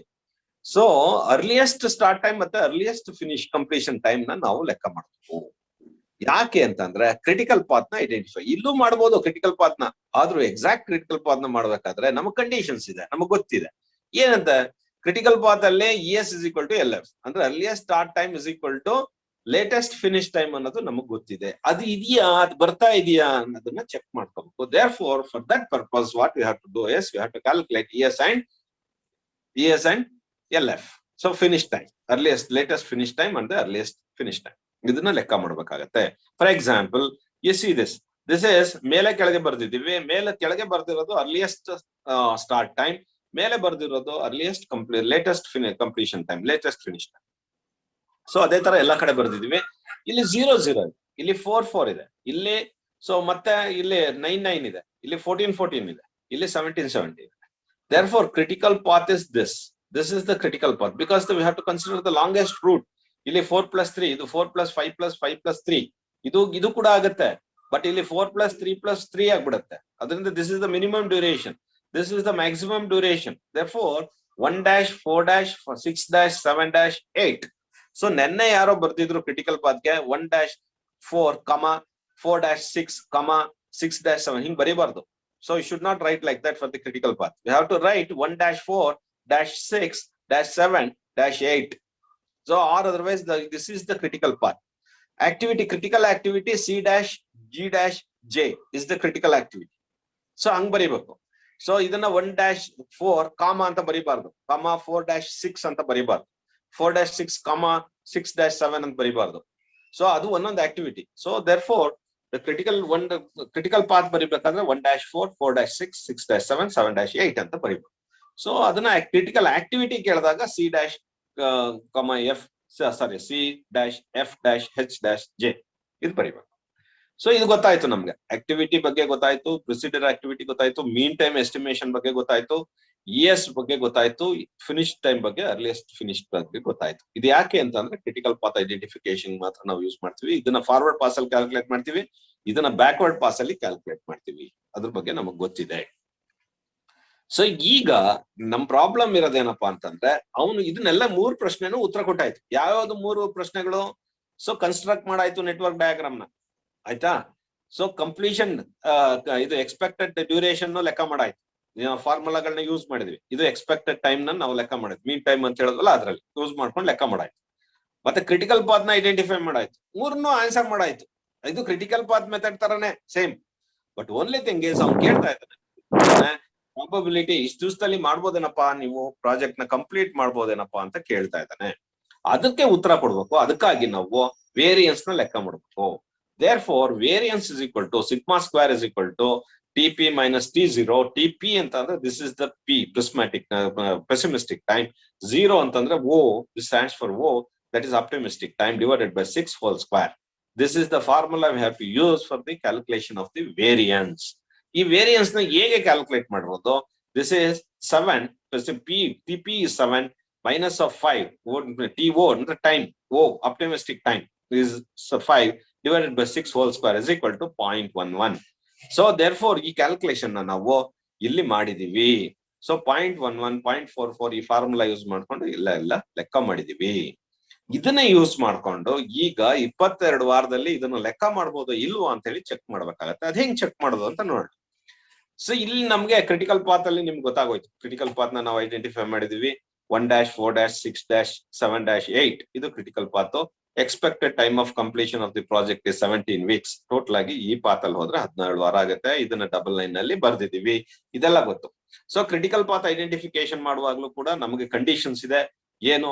ಅರ್ಲಿಯಸ್ಟ್ ಕಂಪ್ಲೀಷನ್ ಟೈಮ್ ಅಥವಾ start time, earliest start time is equal to so latest finish time. ಇದನ್ನೆರಡು ಆಗಿರ್ಬೇಕು. ಈ ಕಂಡೀಷನ್ಸ್ ಅಲ್ಲಿ ಜಾಯಿಂಟ್ಸ್ ಅಲ್ಲಿ ಇದೆಯಾ ಅಂತ ಚೆಕ್ ಮಾಡ್ಕೊಂತೀವಿ. All the conditions for the critical path ಅದ್ರ ಬಗ್ಗೆ ಮಾತಾಡಿದ್ವಿ. ನೆಕ್ಸ್ಟ್ ಕ್ರಿಟಿಕಲ್ ಆಕ್ಟಿವಿಟೀಸ್ ಇವು ಸಿ, ಉದಾಹರಣೆ ಸಿ ಮತ್ತೆ FHJ. CFHJ ಅನ್ನೋದು critical activity.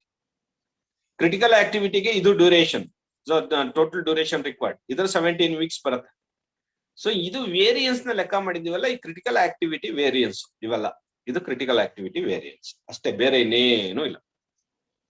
So therefore so ಇಲ್ಲಿ ಲೆಕ್ಕ ಮಾಡಿರುವಂತದ್ದು ಸಿಗ್ಮಾ ಸ್ಕ್ವೇರ್ ಅಂತಂದ್ರೆ, ಇಲ್ಲಿ ಸಿಗ್ಮಾ ಸ್ಕ್ವೇರ್ ನ ಲೆಕ್ಕ ಮಾಡಿದೀವಿ.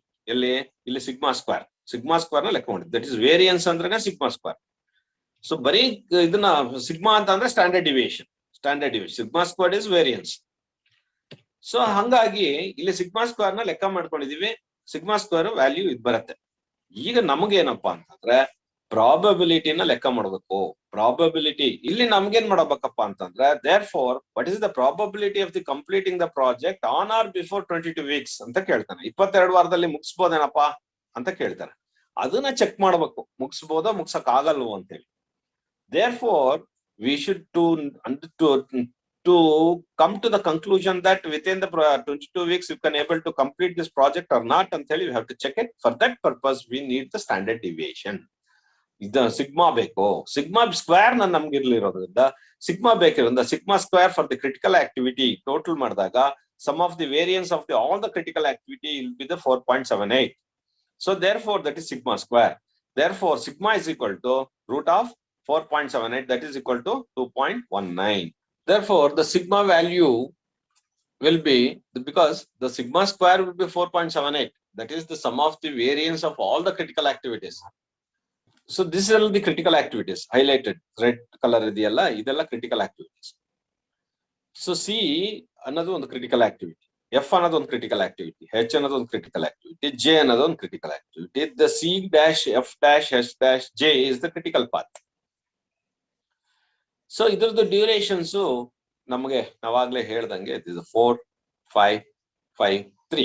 This is total duration is 70 weeks. So variance kuda ee critical activity the 1, 1.78, 1 and 1. This is totally the 4.78. Total sum of all the variance of all the critical activity will be 4.78. So that is sigma square. We need a standard deviation. ಇದರಲ್ಲಿ ಏನಾದ್ರೂ deviate ಆಗತ್ತಾ timings ಅಲ್ಲಿ? So 22 ವಾರದಲ್ಲಿ ಏನಾದ್ರು ಬದಲಾವಣೆ ಆಗತ್ತಾ ಅಂತ ಕಂಡುಹಿಡಿಬೇಕಾದ್ರೆ we need this is the standard deviation ಹೇಳದೆ ಇದು ಬದಲಾವಣೆ ಆದ ಸಾಧ್ಯ ಇದೆಯಾ ಅಂತ ಹೇಳ್ಬೇಕಾದ್ರೆ ಸಿಗ್ಮಾ ಗೊತ್ತಾಗಬೇಕು. ದೇರ್ಫೋರ್ ಇದನ್ನೇ ನಾವು ಡಿವಿಯೇಷನ್ ಅಂತ ಹೇಳ್ತಾರೆ, ಅದನ್ನೇ ಸ್ಟ್ಯಾಂಡರ್ಡ್ ಡಿವಿಯೇಷನ್ ಅಂತ ಹೇಳೋದು. Sigma is standard deviation. So standard deviation ಅಂತಂದ್ರೆ sigma square is variance, sigma is standard deviation. Therefore sigma square, sigma is equal to 4.78 sigma square, therefore sigma is equal to 2.19. So ಇದಕ್ಕೆ formula ಇದೆ. So probability of completing the project on or before 22 weeks. 22 ವಾರದಲ್ಲಿ ಇದನ್ನ complete ಮಾಡಬಹುದಾ ಈ project ನ ಅಂತ ಹೇಳಿ ನೋಡ್ಬೇಕಾದ್ರೆ ಸೊ ಇದಕ್ಕೆ ಫಾರ್ಮುಲಾ ಇದೆ. ಏನಂತ? ಪ್ರಾಬಬಿಲಿಟಿ ಪಿ ಅಂತಂದ್ರೆ probability of completing the project within the 22 weeks. That is the thing. So therefore P ಅಂತ ಅಂದ್ರೆ ಪಿ ಗೆ ವ್ಯಾಲ್ಯೂ ಇಲ್ಲ, ಪ್ರಾಬಬಿಲಿಟಿ ಅಂತ. ಪಿ ಅಂದ್ರೆ ಪ್ರಾಬಬಿಲಿಟಿ ಅಂದ್ರೆ ಅಂದಾಜು, ಆಗ್ಬೋದು ಆಗ್ದೇನೆ ಇರ್ಬೋದು, ಅದನ್ನ ಪ್ರಾಬಬಿಲಿಟಿ ಅಂತ ಹೇಳ್ತೀವಿ. ಸೊ ಹೌದು, ಎಸ್ಟಿಮೇಟ್ ಮಾಡೋದು ಎಷ್ಟು ಸಾಧ್ಯ ಇದೆ. ನಾವು ಅನ್ಕೊಂಡಂಗೆ 100% ಆಗತ್ತಾ ಅದೇ ಕೆಲಸ? ನೀವು 100% ಶೂರ್ ಅನ್ನಲ್ವಾ? ಅದೇ ತರ 100% ನಾವು ಅನ್ಕೊಂಡಂಗೆ ಆಗತ್ತಾ 22 ವಾರದಲ್ಲೇ ಕಂಪ್ಲೀಟ್ ಮಾಡ್ಬೋದಾ, ಇಲ್ಲ ಹಿಂಗಾಗತ್ತೆ ಅಂತ ಲೆಕ್ಕ ಮಾಡೋದು. That is what you called as probability. So probability is x minus this is mu divided by the sigma. That's all. X ಅಂತ ಅಂದ್ರೆ ಏನಪ್ಪಾ ಅಂದ್ರೆ this is the 22 weeks. ಏನ್ ಕೊಟ್ಟಿದ್ದಾರೆ? X denotes 22 weeks duration. 22 ವಾರ ಕೊಟ್ಟಿದಾರಲ್ಲ ಅದು. Mu ಅಂದ್ರೆ so this is the duration which is complete earliest completion. Minimum time required to complete the project is 17 weeks. So he is asking within the 22 weeks is possible to complete. That is what we called as the X value of the X is 22 weeks. The mu is 17 weeks. This is standard deviation. By dividing this, we'll get the value 2.28. So that is mu is represents the mean duration, that is 17 weeks. 17 weeks is the minimum time required to complete. So adan bardidivi. Ee formula ಬಗ್ಗೆ ಗೊತ್ತಿದೆ. ಈಗ ನಮಗೆ standard deviation ಅಂತಂದ್ರೆ probability of completing this become 2.28. So 2.28 ನ ನಾವು ಮತ್ತೆ ಹೇಗೆ ಮುಂದುವರಿಸಬೇಕಪ್ಪ ಇದನ್ನ ಅಂತಂದ್ರೆ ಇದು ಪ್ರಾಬಬಿಲಿಟಿ ಟೇಬಲ್ ಬರುತ್ತೆ. ಸ್ಟ್ಯಾಂಡರ್ಡ್ ಡಿವಿಯೇಷನ್ ಮತ್ತೆ ಪ್ರಾಬಬಿಲಿಟಿ, ಇದಕ್ಕೆ ಪ್ರಾಬಬಿಲಿಟಿ ವ್ಯಾಲ್ಯೂ ಮತ್ತೆ ಪ್ರಾಬಬಿಲಿಟಿನ ಫೈಂಡ್ ಔಟ್ ಮಾಡಕ್ಕೆ we have to use the standard deviation value. This is the table, distribution table, standard normal distribution table. We have to use this. So ಇದಕ್ಕೆ z value ಅಂತ ಏನ್ ಹೇಳಿದ್ವಿ, ಇದಕ್ಕೆ ನಾವು 1 point something ಇಲ್ಲಿ ಬರುತ್ತೆ, 0 ಇಂದ ಸ್ಟಾರ್ಟ್ ಮಾಡಿ ಇಲ್ಲಿಂದ 0.0 ಸೆಕೆಂಡ್ ಡೆಸಿಮಲ್ ಅಕ್ಯುರಸಿ ಇಲ್ಲಿ ಹೋಗ್ತಾರೆ. ಡೆಸಿಮಲ್ಸ್ ಇಲ್ಲಿ ಹೋಗ್ತಾರೆ. ಫಸ್ಟ್ ಡೆಸಿಮಲ್ ಇಲ್ಲೇ ಇರುತ್ತೆ, ಸೆಕೆಂಡ್ ಡೆಸಿಮಲ್ ಇಲ್ಲಿ ಕೊಡ್ತಾ ಹೋಗ್ತಾನೆ. ಸೊ ಇದರಲ್ಲಿ 2.28 ಅಂತ ಏನ್ ಕೊಟ್ಟಿದ್ದಾರೆ ಆನ್ಸರ್ 2.28 ಅಂತ, ಇದನ್ನ ನಾವು ಈ ಟೇಬಲ್ ಅಲ್ಲಿ ನೋಡ್ಬೇಕು, ಸ್ಟ್ಯಾಂಡರ್ಡ್ ಡಿವಿಯೇಷನ್ ವ್ಯಾಲ್ಯೂ ನೋಡ್ಬೇಕು. ಸೊ 2.28 ನೋಡಿದಾಗ 2 ಮತ್ತೆ 0.8 ಇಲ್ಲಿ 0.8 ಇಲ್ಲಿ ಮೇಲೆ ಇದು 0.8 2.2 ನ ನಾವ್ ಇಲ್ಲಿ ನೋಡ್ತೀವಿ ಮೇನ್ ಟೇಬಲ್ ಅಲ್ಲಿ. ಇದು ಬಂದಾಗ 0.9887 ಬರುತ್ತೆ, 0.9887. Therefore this value will be 0.9887. So this value obtained from the standard normal distribution table, therefore the probability of completing the project on or before 22 weeks is 0.9887, that is 98.87. ಹೌದು, 98 99% 22 ವಾರದಲ್ಲಿ ನಿಜವಾಗೂ complete ಮಾಡಬಹುದು. That is the meaning. So ಹೌದು, 22 ವಾರದಲ್ಲಿ complete ಮಾಡಬಹುದು. 91% ಹೇಳಕ್ಕಾಗಲ್ಲ, 99% ಹೇಳ್ಬಹುದು. ನೀವು 22 ವಾರದಲ್ಲಿ ಕರೆಕ್ಟ್ ಆಗಿ ಕೆಲಸ ಮಾಡಿ. 1% ಹೇಳಕ್ ಆಗಲ್ಲ ಅಂದ್ರೇನು? 1% of 22 is how much? The 1% of 22 is 0.2. So 1% of 22 is 0.1, 0.2. ಹಂಗಾಗಿ 0.2 ಅಂತ ಅಂದ್ರೆ 0.2 ವೀಕ್ಸ್ ಅಂತ ಅಂದ್ರೆ ಎಷ್ಟು? 0.2 into 7 7 14 ಒಂದೂವರೆ ದಿವಸ ಲೇಟ್ ಆಗ್ಬೋದು ಪ್ರಾಜೆಕ್ಟ್ ಅಷ್ಟೇ. Delay of the project is 1.5 days. That is ಒಂದೂವರೆ ದಿವಸ, 2 ದಿವಸ ಲೇಟ್ ಆಗ, 2 days may be delayed. So ಅಷ್ಟು ಹೇಳ್ಬೋದೇ ಹೊರತು ಕರೆಕ್ಟ್ ಆಗಿ ಮಾಡ್ತೀನಿ ಅಂತ ಹೇಳಕ್ ಆಗಲ್ಲ. 1-2 ದಿವಸ ಹೆಚ್ಚು ಕಮ್ಮಿ ನಾನು ಮಾಡಬಹುದು ಅಂತ ಹೇಳ್ಬೋದಲ್ಲ. That is what called as this. 22 ವಾರದಲ್ಲಿ ಮುಗಿಸ್ತೀನಪ್ಪ ಅಂತ ಕೇಳಿದಾಗ so we have to estimate this probability. So the probability says this is 98.87% probability is holds good. Then we can say that so 98.87% times then we can complete this project. But another 1.2% we cannot sure. ಅದರಿಂದ 1.2% ಅಂತಂದ್ರೆ almost 22 multiplied by the 1.2% ಅಂತಂದ್ರೆ it's approximately 0.2 up 2 weeks. Approximately 0.2 weeks ಅಂತಂದ್ರೆ ಗುಣಿಸು 7ರಿಂದ ಗುಣಿಸಿ 7 ದಿವಸದಿಂದ 7 14 1.4 days ಅಥವಾ 1.5 ದಿವಸ ಅಥವಾ 2 ದಿವಸ ಲೇಟ್ ಆಗ್ಬೋದು ಈ project. That is the meaning. But ನಿಮಗೆ ಈ ಒಂದು ಸ್ಟ್ಯಾಂಡರ್ಡ್ ಡಿವಿಯೇಷನ್ ಎಕ್ಸಾಮ್ ನಲ್ಲಿ ಮಾಡಬೇಕು ಅಂದ್ರೆ ಈ ಸ್ಟ್ಯಾಂಡರ್ಡ್ ಡಿವಿಯೇಷನ್ ಟೇಬಲ್ ನ ಕೊಡಬೇಕು.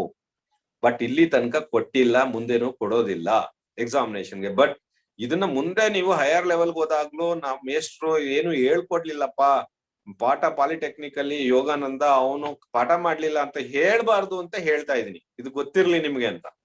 ಸೊ ಮುಂದಿನ ದಿನಗಳಲ್ಲಿ ಇದು ಉಪಯೋಗ ಬರುತ್ತೆ ನಿಮ್ಗೆ ಹೈಯರ್ ಲೆವೆಲ್ಗೆ ಹೋದಂಗೆ. ಸೊ ಇವತ್ತಿಗೆ ಪಾಲಿಟೆಕ್ನಿಕ್ ಲೆವೆಲ್ ಅಲ್ಲಿ ಈ ಒಂದು ಸ್ಟ್ಯಾಂಡರ್ಡ್ ಡಿವಿಯೇಷನ್ಸ್ ಯೂಸ್ ಮಾಡ್ಕೊಂಡು ನಮ್ಗೆ ಟೈಮ್ ಅಂದಾಜಲ್ಲಿ ಇದು ಇಷ್ಟು ದಿವಸದಲ್ಲಿ ಕಂಪ್ಲೀಟ್ ಮಾಡ್ಬೋದಾ ಅಂತ ಎಸ್ಟಿಮೇಟ್ ಮಾಡ್ಲಿಕ್ಕೆ ನಾವು ಸಾಧ್ಯ ಇಲ್ಲ, ಮಾಡಕ್ ಆಗಲ್ಲ. ಸೊ ಅದನ್ನ ಯಾಕೆ ಅಂತಂದ್ರೆ ನಾವು ಸ್ಟ್ಯಾಂಡರ್ಡ್ ಡಿವಿಯೇಷನ್ ಟೇಬಲ್ ನ ನಾವು ಕೊಡೋದಿಲ್ಲ, ಈ ಪ್ರಾಬಬಿಲಿಟಿನ ಎಸ್ಟಿಮೇಟ್ ಮಾಡ್ಲಿಕ್ಕೆ ಹೋಗೋದಿಲ್ಲ ನಾವು. ಈ ಒಂದು ಪ್ರಾಬ್ಲಮ್ ಏನಂತ CPM ಅಂಡ್ PERT ಅಲ್ಲಿ ಏನ್ ಮ್ಯಾಕ್ಸಿಮಮ್ ಅಂದ್ರೆ ಈ 3 ಕಾಲಮ್ ಏನ್ ಕೊಟ್ಟಿದ್ದಾನೆ ಇದರಲ್ಲಿ ಮೀನ್ ಟೈಮ್ ಕ್ಯಾಲ್ಕುಲೇಟ್ ಮಾಡಿ ಪ್ರಾಜೆಕ್ಟ್ ಅಲ್ಲಿ ಪ್ರೋಗ್ರಾಮ್ ಏದೋ ಪ್ರಾಜೆಕ್ಟ್ ನೆಟ್ವರ್ಕ್ ಮಾಡಬಹುದು, ಮತ್ತೆ ಈ ಡ್ಯೂರೇಷನ್ ಮತ್ತೆ ಈ ವೇರಿಯನ್ಸ್ ಕಂಡುಹಿಡಿಬಹುದು. ಸೊ ಡ್ಯೂರೇಷನ್ ಕಂಡುಹಿಡಿದೀವಿ, ಇದ್ರದ್ದು ಮಾಡಿ ಫಾರ್ಮುಲಾ ಯೂಸ್ ಮಾಡ್ಕೊಂಡು ಇಲ್ಲಿ ಡ್ಯೂರೇಷನ್ ಕಂಡುಹಿಡಿದೀವಿ. ಎಕ್ಸ್ಪೆಕ್ಟೆಡ್ ಟೈಮ್ ಆಫ್ ಕಂಪ್ಲೀಷನ್ ನ T0 + 40M + TP ಹಾಕಿ 6 ಇಂದ ಡಿವೈಡ್ ಮಾಡೋದ್ರಿಂದ ಇದನ್ನ ಡ್ಯೂರೇಷನ್ ಕಂಡುಹಿಡ್ಕೊಂಡಿದೀವಿ.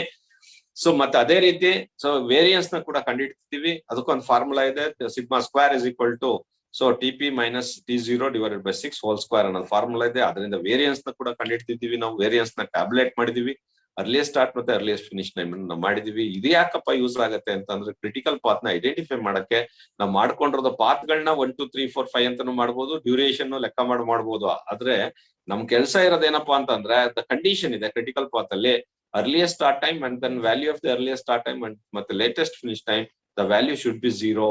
ಇಲ್ಲೂ ಕೂಡ 0 ಇರುತ್ತೆ, ಇಲ್ಲಿ ಸೇಮ್ ಇರ್ಬೇಕು. ಸೊ ಇಲ್ಲಿ ಸೇಮ್ ಇರ್ಬೇಕು. ಸ್ಟಾರ್ಟಿಂಗ್ ನೋಡ್ ಅಂಡ್ ಎಂಡ್ ನೋಡ್ ಅಲ್ಲಿ 0 ಇರುತ್ತೆ, ಎಂಡ್ ನೋಡ್ ಅಲ್ಲಿ ಮ್ಯಾಕ್ಸಿಮಮ್ ಇರುತ್ತೆ. All the condition. ಸೊ ಈ ಕಂಡೀಷನ್ ಸ್ಯಾಟಿಸ್ಫೈ ಆಗುತ್ತಾ ಅಂತ ಚೆಕ್ ಮಾಡ್ಕೊಳಕ್ಕೆ ನಾವು ಮಾಡ್ಬೇಕು. ಅಷ್ಟ್ ಬಿಟ್ರೆ ಬೇರೆ ಇನ್ನೇನು ಉಪಯೋಗ ಇಲ್ಲ ಇದರಿಂದ ಕ್ರಿಟಿಕಲ್ ಪಾತ್ ಇಂದ. ಬಟ್ ವೇರಿಯನ್ಸ್ ಇಂದ ನಮ್ಗೆ ಸ್ಟ್ಯಾಂಡರ್ಡ್ ಡಿವಿಯೇಷನ್ ಕಂಡುಹಿಡ್ಕೊಂಡು ಅದರಿಂದ ನಮ್ಗೆ ಪ್ರಾಬಬಿಲಿಟಿ ಕಂಡುಹಿಡಿಬಹುದು. ಬಟ್ ಅಲ್ಲಿ ತನಕ ನೀವು ಹೋಗೋ ಅವಶ್ಯಕತೆ ಇಲ್ಲ. ಅವನ ಎಕ್ಸಾಮ್ ಅಲ್ಲಿ ಕೇಳಿದ್ರೆ ಮ್ಯಾಕ್ಸಿಮಮ್ ಅಂದ್ರೆ ಈ ಟೇಬಲ್ ಅಲ್ಲಿ 3 ಟೈಮಿಂಗ್ಸ್ ಕೊಡ್ಬೋದು. O ಮತ್ತೆ M ಮತ್ತೆ P ಅಂದ್ರೆ optimistic time, most likely time and pessimistic time ಕೊಟ್ಟಿರ್ತಾನೆ.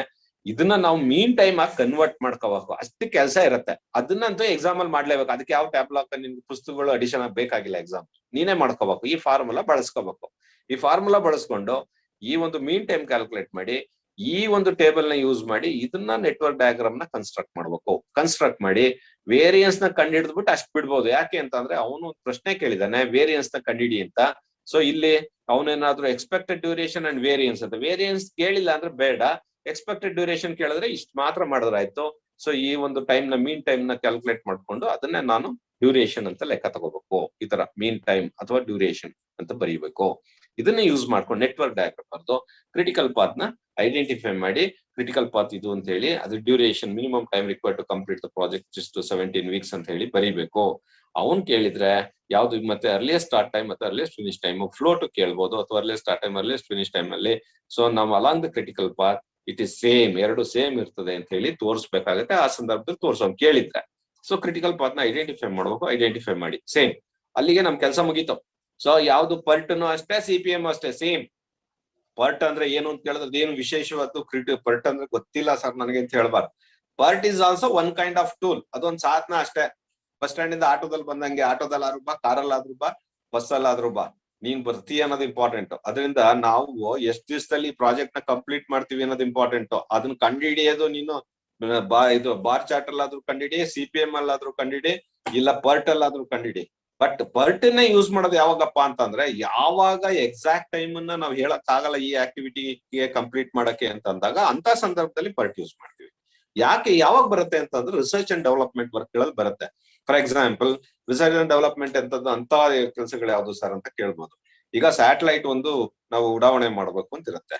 So if you want to launch satellite for the any other purposes like communication, so health, whatever it may be, education satellites ಇದೆ ಈ ತರದಲ್ಲಿ.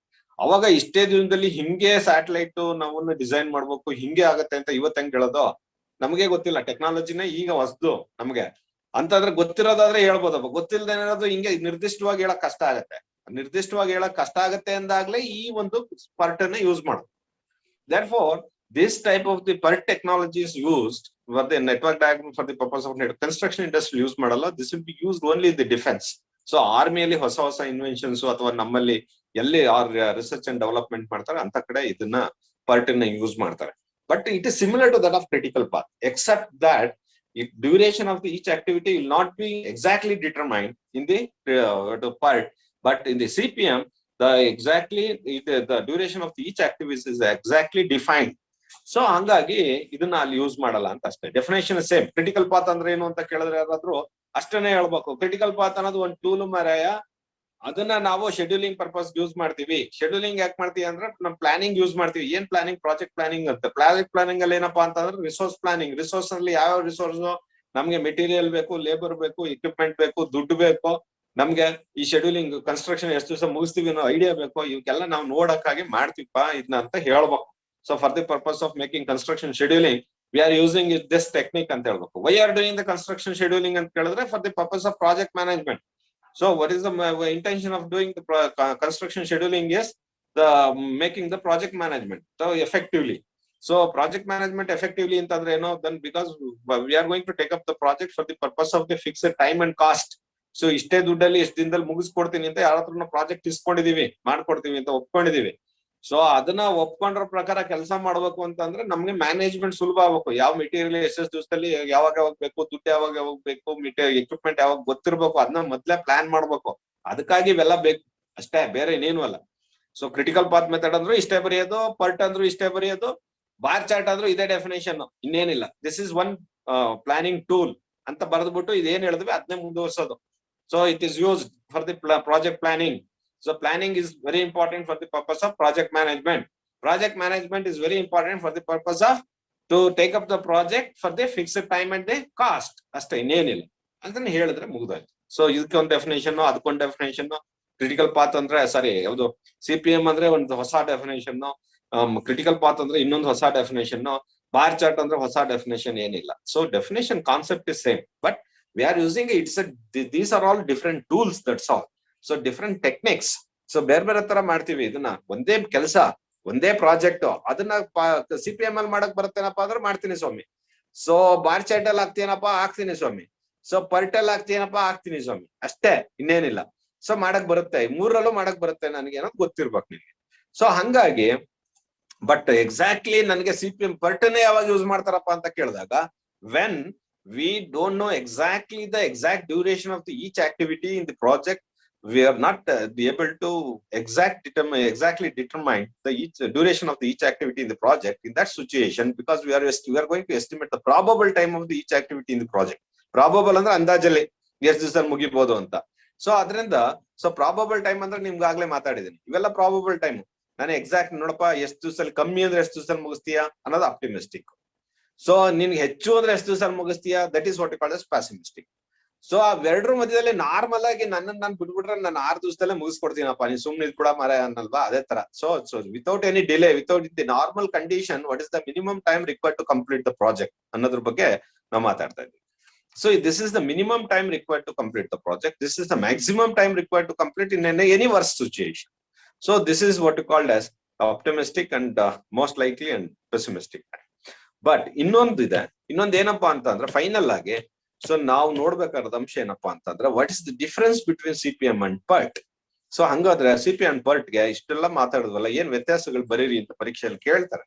So what is the difference between the CPM and PERT? So ನಾವ್ ಆಗ್ಲೇ ಮಾತಾಡ್ದಂಗೆ CPM network is activity oriented, network is event oriented. Event ಅಂತ ಅಂದ್ರೆ ನಮ್ network ಅಲ್ಲಿ, so ನಾವ್ ಆಗ್ಲೇ ಮಾತಾಡ್ದಂಗೆ ಇವೆಂಟ್ಸ್ ಅಂತ ಅಂದ್ರೆ ನಿಮ್ಗೆ ಗೊತ್ತಿದೆ, this is event oriented. Activity oriented ಅಂದ್ರೆ this is activity oriented, this is event oriented. PERT is an event oriented. So therefore PERT is an event oriented. It deals with the project of the known magnitude. ಅಂತಂದ್ರೆ it deals with project of the known magnitude ಅಂತಂದ್ರೆ ಎಷ್ಟು resources ಬೇಕು, ಎಷ್ಟು ದಿನ ಬೇಕು ಅನ್ನೋದೆಲ್ಲ definition correct ಆಗಿರುತ್ತೆ ಇದ್ರಲ್ಲಿ. CPM ಅಲ್ಲಿ ಇಲ್ಲಿ ಹಂಗಿರಲ್ಲ. It is applied to the project which is under research work. So ನಮ್ಗೆ ಅಂದಾಜಲ್ಲಿ ನಾವು ಮಾಡಿರ್ತೀವಿ ಹೊರತು ಪ್ರಾಬಬಲ್ ಟೈಮ್ ಹಾಕಿರ್ತೀವಿ ಹೊರತು ರಿಸರ್ಚ್ ನಮ್ಗೆ ಗೊತ್ತಿರಲ್ಲ ಇದು ಹಿಂಗಾಗತ್ತೆ ಅಂತ. ರಿಸರ್ಚ್ ವರ್ಕ್ ಈಗ ಉದಾಹರಣೆ ಹೇಳೋದಾದ್ರೆ ಈಗ ಕೋವಿಡ್ ಮೆಡಿಸಿನ್ ಇಂಥದೇ ಮಾಡ್ಬೇಕು ಅಂತ ಗೊತ್ತಿರಲ್ಲ, it is under research. So ಇದೇ ಎಕ್ಸಾಕ್ಟ್ ಆಗಿ ಇಂಥದಕ್ಕೆ ಇಂಥ ವೈರಸ್ಗೆ ಹಿಂಗೆ ಮೆಡಿಸಿನ್ ಅಂತ ಗೊತ್ತಿಲ್ಲ, ಇಟ್ ಈಸ್ ಅಂಡರ್ ರಿಸರ್ಚ್. ಅದನ್ನ ಮಾಡ್ತೀವಿ, ಅದನ್ನ ನಿರ್ದಿಷ್ಟವಾದ ಇಷ್ಟೇ ದಿನದಲ್ಲಿ ಹೆಂಗ್ ಕಂಡು ಹಿಡಿತಿರುತ್ತೆ ಹೆಂಗ್ ಹೇಳೋದು ಸಾಧ್ಯ ಇಲ್ಲ. ಮಾಡ್ತಾ ಇದೀವಿ ಕೆಲಸ, ಬಟ್ ಯಾವ ಮುಗಿತೆ ಅಂತ ಗೊತ್ತಿಲ್ಲ. ಬಟ್ ಕೆಲವು ಕನ್ಸ್ಟ್ರಕ್ಷನ್ ಇಂಡಸ್ಟ್ರಿ ಅಂತ ಸಂದರ್ಭದಲ್ಲಿ ಪರ್ಟ್ ಯೂಸ್ ಮಾಡ್ತಾರೆ.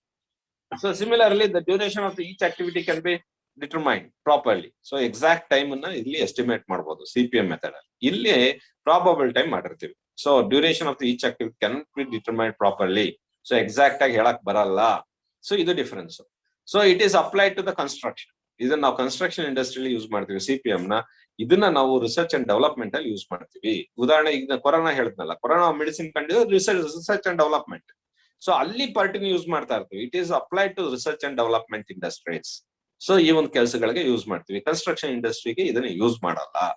ಇನ್ CPM system cost is the direct controlling factor. ಯಾಕೆ ಅಂತಂದ್ರೆ CPM ಸಿಸ್ಟಮ್ ನಾವು ಯೂಸ್ ಮಾಡೋದಾದ್ರೆ cost and time is a very important factor.